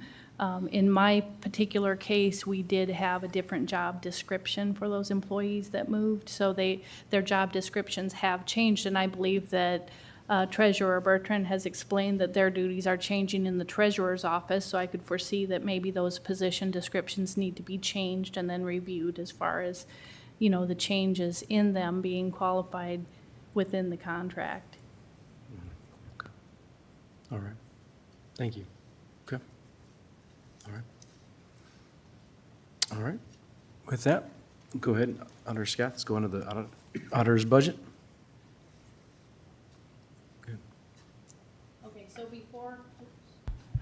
before we delve into the budgets, I just wanted to give a little bit of information, particularly for the new board members, in the way that the budgets are created for the departments. So in October or November, we send out to the departments forms, and they have the ability to actually enter their budgets into the software. We collect all of those we give the department heads a deadline, and we collect all of those from the departments. The payroll budget is actually budgeted by the auditor's finance department. I would like to introduce Shona Campbell, if you'd like to stand up. I did appoint Shona to be my new deputy, and she'll be presenting our finance budget shortly. But Shona, I've trained her on reviewing and entering the payroll budget. We calculate that according to the contracts. We coordinate with HR. We send them all of the entries of the pay schedules that we create, and we coordinate with the chair of the board to determine what rate we're going to apply for the employees. Once we've accumulated all the entire payroll budget, we then send that out to all the department heads for review. So we give them an Excel spreadsheet that has every single employee, every unfilled position. We try to take into account every step raise that might occur to come up with the payroll budget. And we give them time to review that. And we also give them a PDF file that has line by line of what will roll into their budgets. And we ask them for feedback so that when they present to you, they've had time to review those payroll budgets. So I just wanted to kind of give you the background of how these budgets are created. Chairman Bittinger and I have went through the schedule, and I think we're going to come up with the next 3 board meetings, and he'll speak to this later, that we've got every department scheduled to come in and present their budgets. If we find something that's off, then we can adapt to that and get that entered into the system. Next week, I'll have with me the maximum amount that we can levy for the general fund and for the rural basic fund. I have that here, but I just didn't have time to pull that up today. So I'll have that for you next week. There's a few numbers that I'm still working on that Dennis used to enter, and I've been working with Treasurer Bertrand on a lot of this, and Chairman Bittinger to make sure that we're not missing anything. So hopefully we'll have the entire budget together by next week so that we can have your budget books like we have in the past. So for today, we just wanted to get going on it a little bit, so we're presenting the auditor's budgets, and feel that these are pretty simple as far as the budgets go. And I'm going to just follow the tradition of the way my office has been run in the past by allowing my deputies to present the budgets. They wrote the budgets, and I reviewed all of those budgets with each individual. So I'll be here to back up anything that you have questions on regarding it, but they've done a great job, Diane and Steve, for many years, and Shona's doing a great job up to date. So with that, I'll go ahead and let Diane start with the recorder's budget. All right, thank you. I'm Diane Swoboda Peterson. I'm the deputy recorder for Michelle. So I think you have my budget in front of me. I decreased it overall by $2,236. And if you have any questions on any of the line items, I'd be happy to discuss them with you.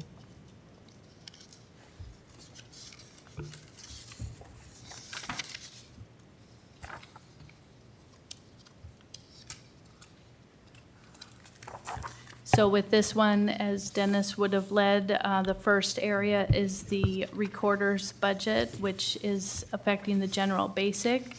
And after that, we'll discuss recorder management budget, which is non-taxable.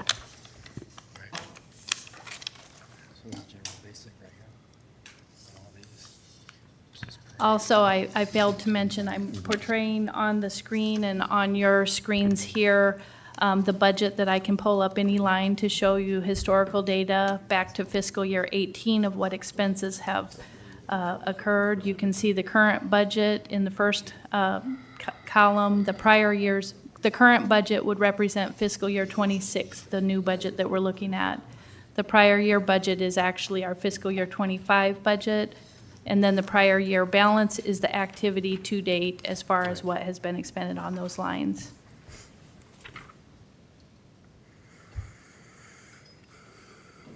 I know. on the hot seat here. For example, our maintenance contract, we didn't have to budget for the GIS plotter, which was about a $1,200 figure because we purchased a new plotter this year, so we have 3 years of maintenance included, that's going to be good. Some of them did increase, the COT and the Iowa Land Records Interface did increase, but kind of washed it out a little bit.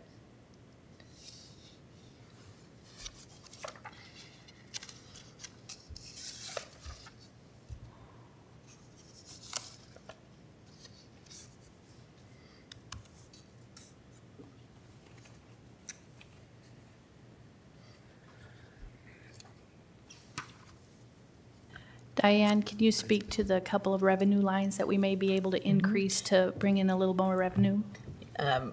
Michelle and I reviewed this yesterday, and the marriage licenses on the revenue side, she feels that we could increase it by $1,000. And the vital statistics quarterly, she feels that we could decrease it by $200.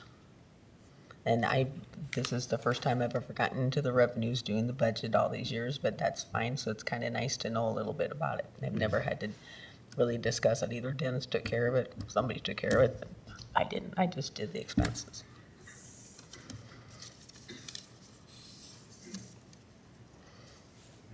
We keep that office fairly lean over there. We don't ask for a lot. We scavenge around and use what we can. If you come in, you'll see that we don't have everything new. The staff just makes do with what we have. Very good staff, very efficient. Been there a long time with them, and that they back each other up. So we don't ask for a lot.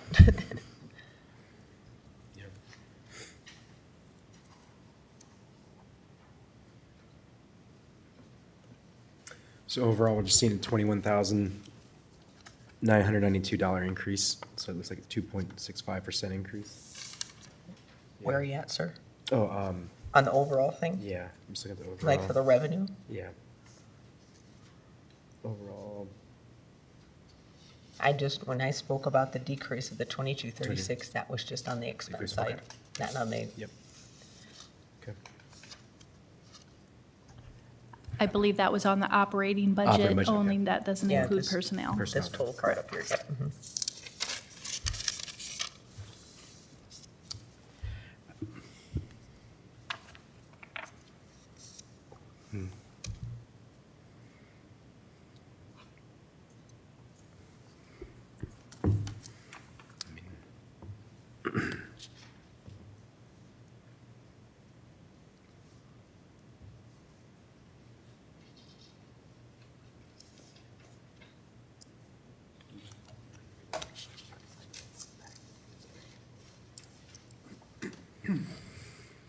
well, Yeah, I don't see anything that's, the increases are all pay-related, Mhm. wage-related right. benefits. So,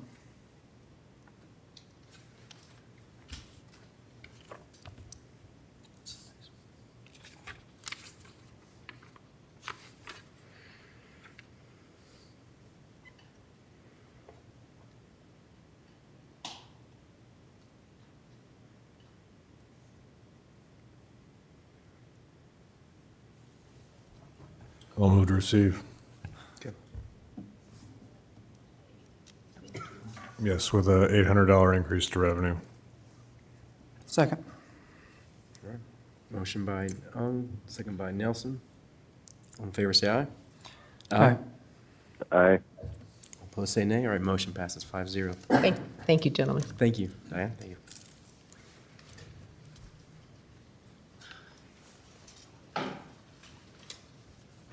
If we could just back up a little bit, we still have to do a separate motion for recorder management. If you reviewed Fund 7,500 at the same time, that will cover that. So records management, maybe for the newer folks, maybe you know this, maybe you don't. Records management is a document.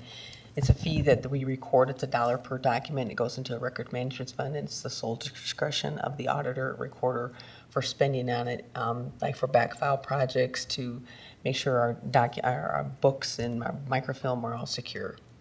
So, and we've done a couple of backfile projects that One of them was we backfiled our transfer books, and it got loaded, and it was on our website right before COVID, and that really saved our office, and it saved the researchers. Didn't have to come in, they could just go online. And we just finished another project doing it back to, so you can go back to 1920 now on transfer books on the website, on our webpage, and do a search on your property back to 1920, which is, we're pretty proud of it. Yeah. Yeah. Yeah. But that's what pretty neat. records management is used for, Okay. things like that. I move to receive. Second.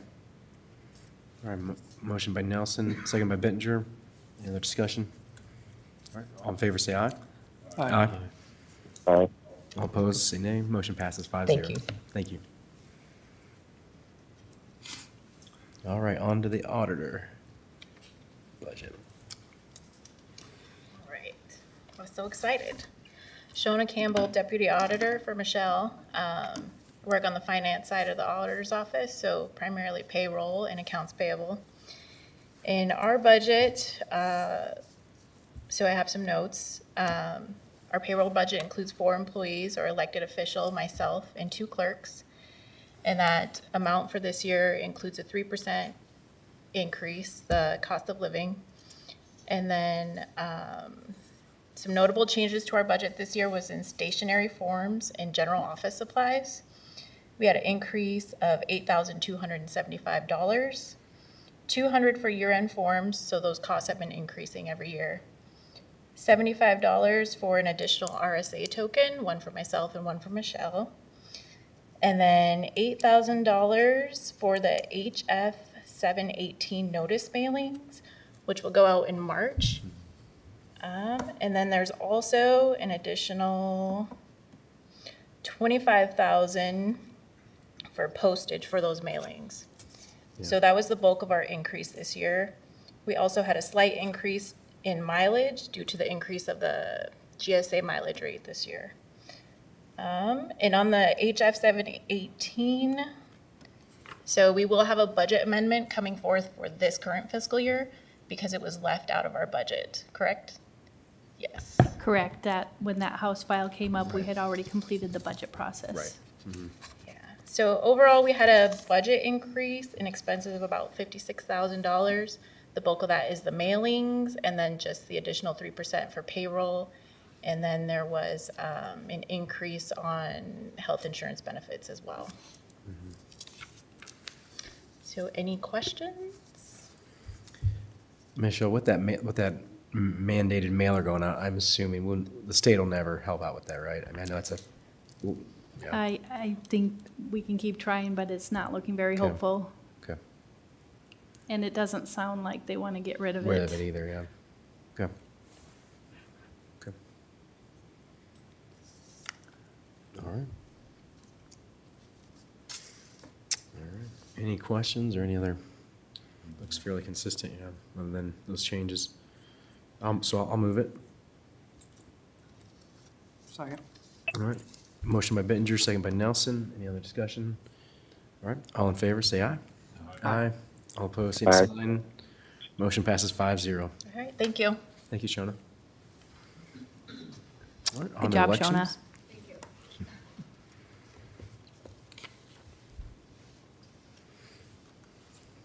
All right, come on down, Steve. All right. Steve Huffmeyer, the Deputy Commissioner of Elections under Michelle. And so we've got 4 different categories here. The first one is the Elections Administration. So that falls under the function code 8000.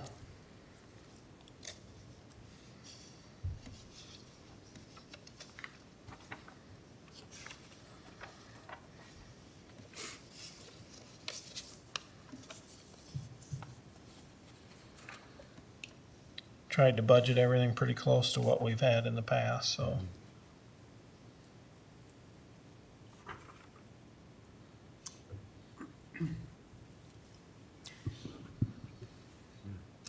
One thing, you saw on that stationary forms, prior year was 16.5, this year it's 9,000. Is that normal to go down for that?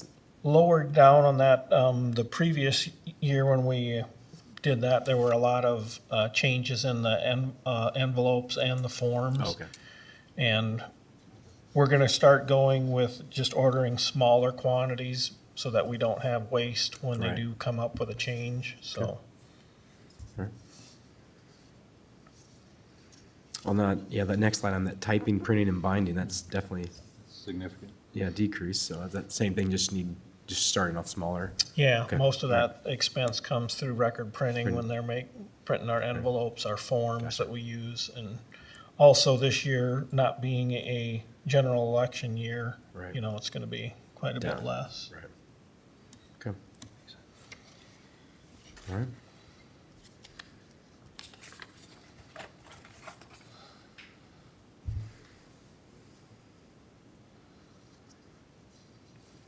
I'd move to receive. All right. I'll second that. Motion by Nelson, second by Binger. Any other discussion? All right. All in favor, say aye. Aye. Aye. All opposed, say nay. Motion passes 5-0. All right. Okay, the next one, number 5 on there is for city school elections. So that falls under function code 8010.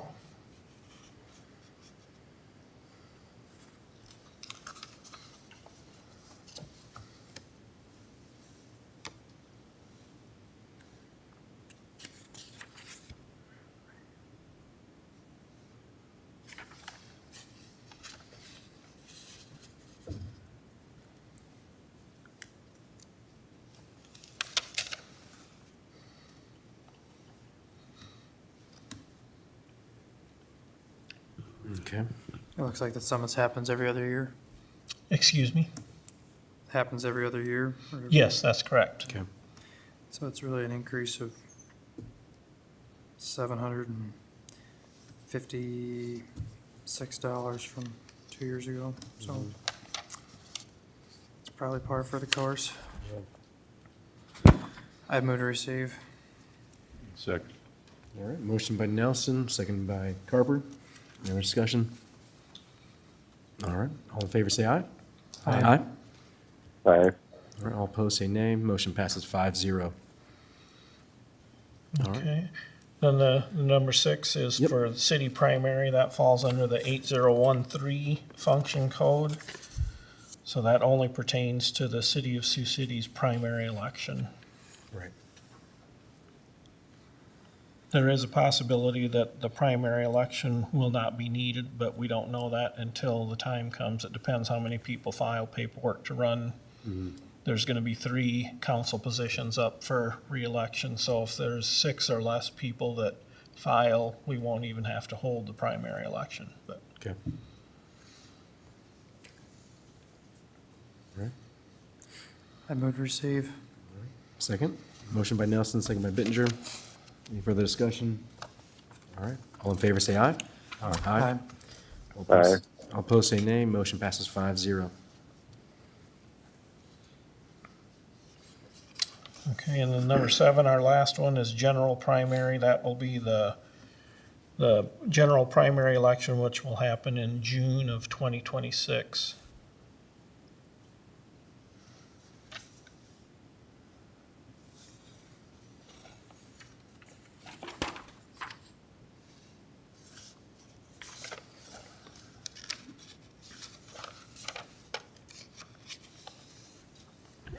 What was that, department division?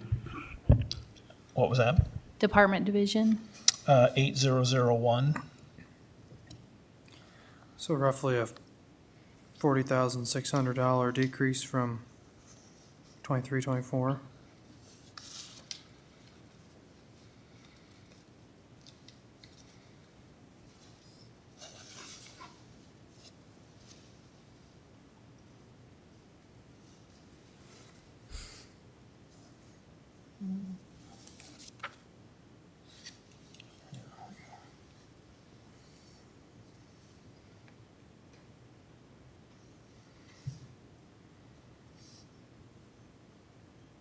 According to what I'm seeing here, it's just a small increase over the 23, 24.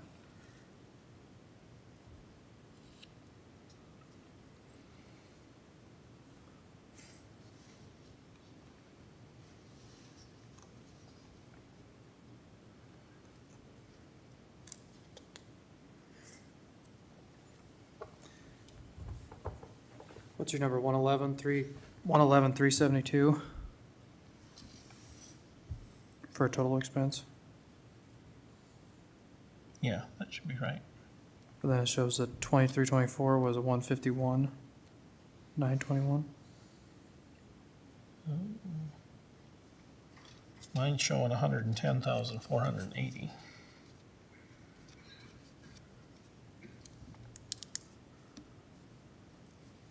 The same as me, don't you?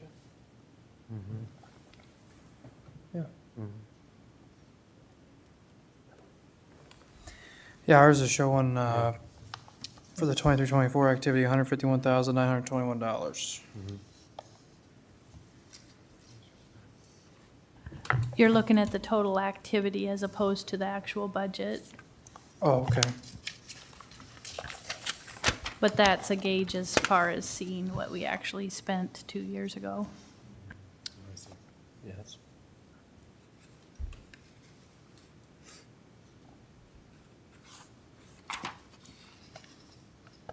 So then it's roughly an increase of what again?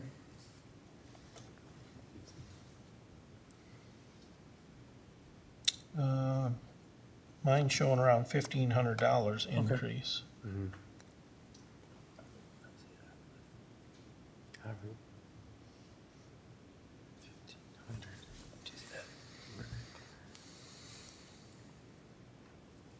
Yeah, I just don't see that on here. On ours, Michelle. Yeah. See it.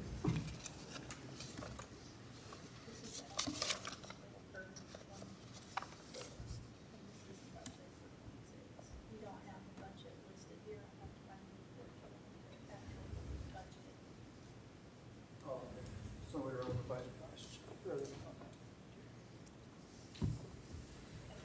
Oh, okay. Oh, okay.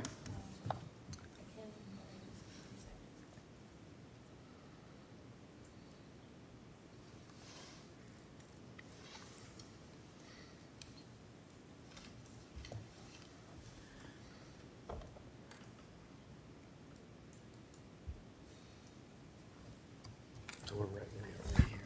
You're the 981. Hold on. Yeah. Let's see. Primary donation.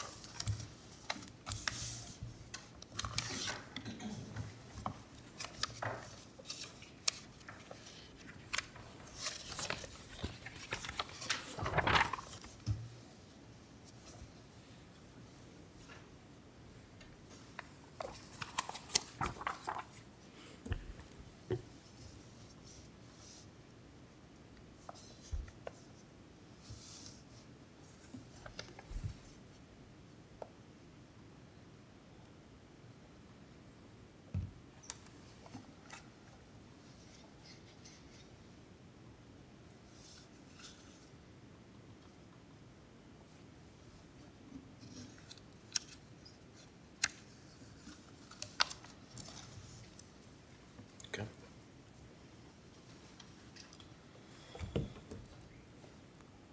She pulling that up. I guess that's all right, Michelle, for, Yeah. oh, okay. Suspense is killing me.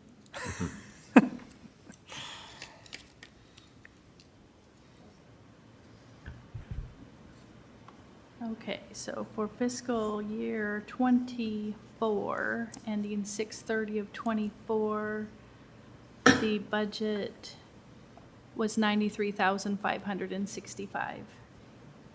So then the actual was 151,921? Yes, Mm-hmm. there it is on your screen. Oh, it's kind of small.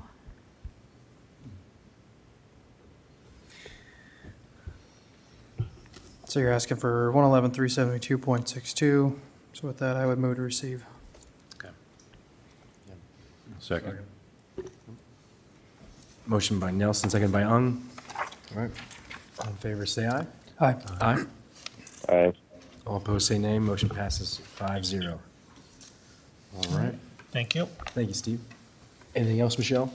No, thank you very much. Thank you to my deputies for doing a great job that they do. All right. Reports on committee meetings. Does anybody have any? I have none.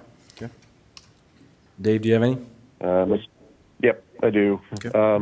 So I just had two, and I'll try to make them quick for sake of everybody's time. But Siouxland Regional Transit System Board of Directors and the Housing Trust Fund, both at Simcoe on last Thursday.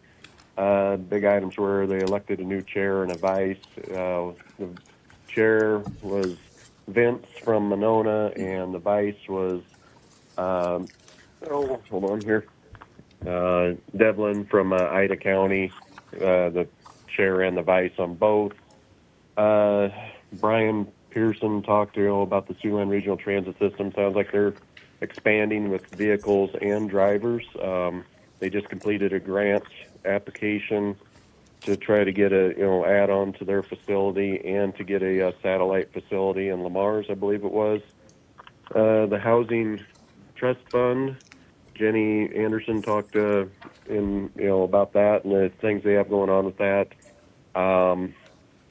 Just one thing that stands out to me on that one is, they do a lot of good things, but it seems like they have a lack of contractors bidding on the things that need to be done.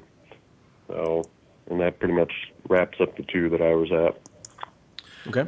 And I just was part of the Emergency Management Commission with Michael Montino, and it looks like they are looking at purchasing some different flood gauges for around Woodbury County. Also some new communication devices.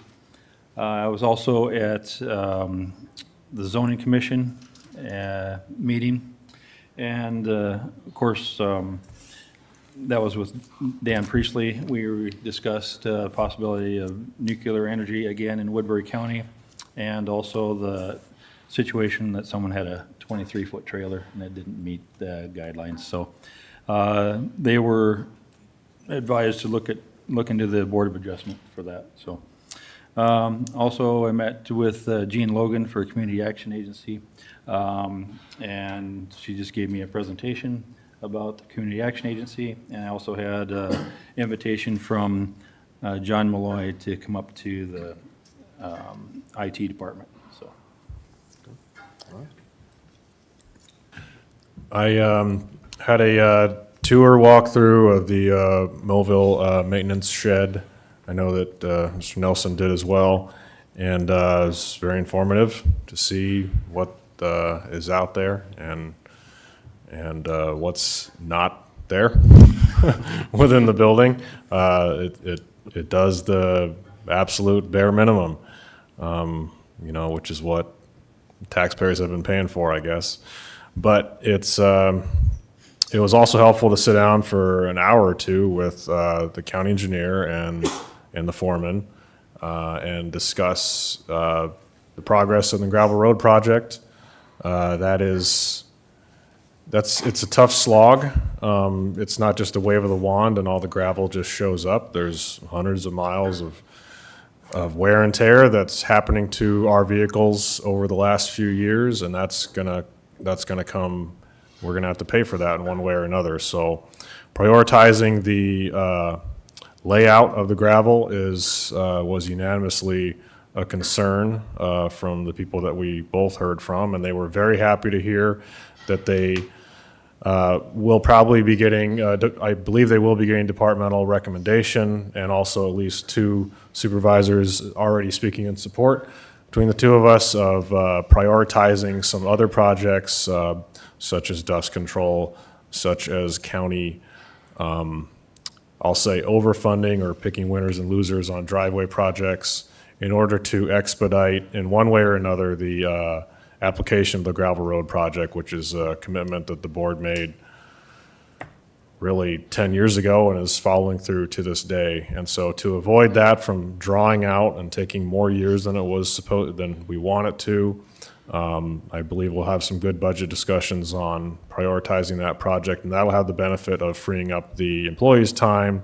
as well as reducing potentially some wear and tear on these vehicles that is extraordinary right now. Okay. Thank you, Matthew. All right. With that, let's move on. I don't have any citizen concerns.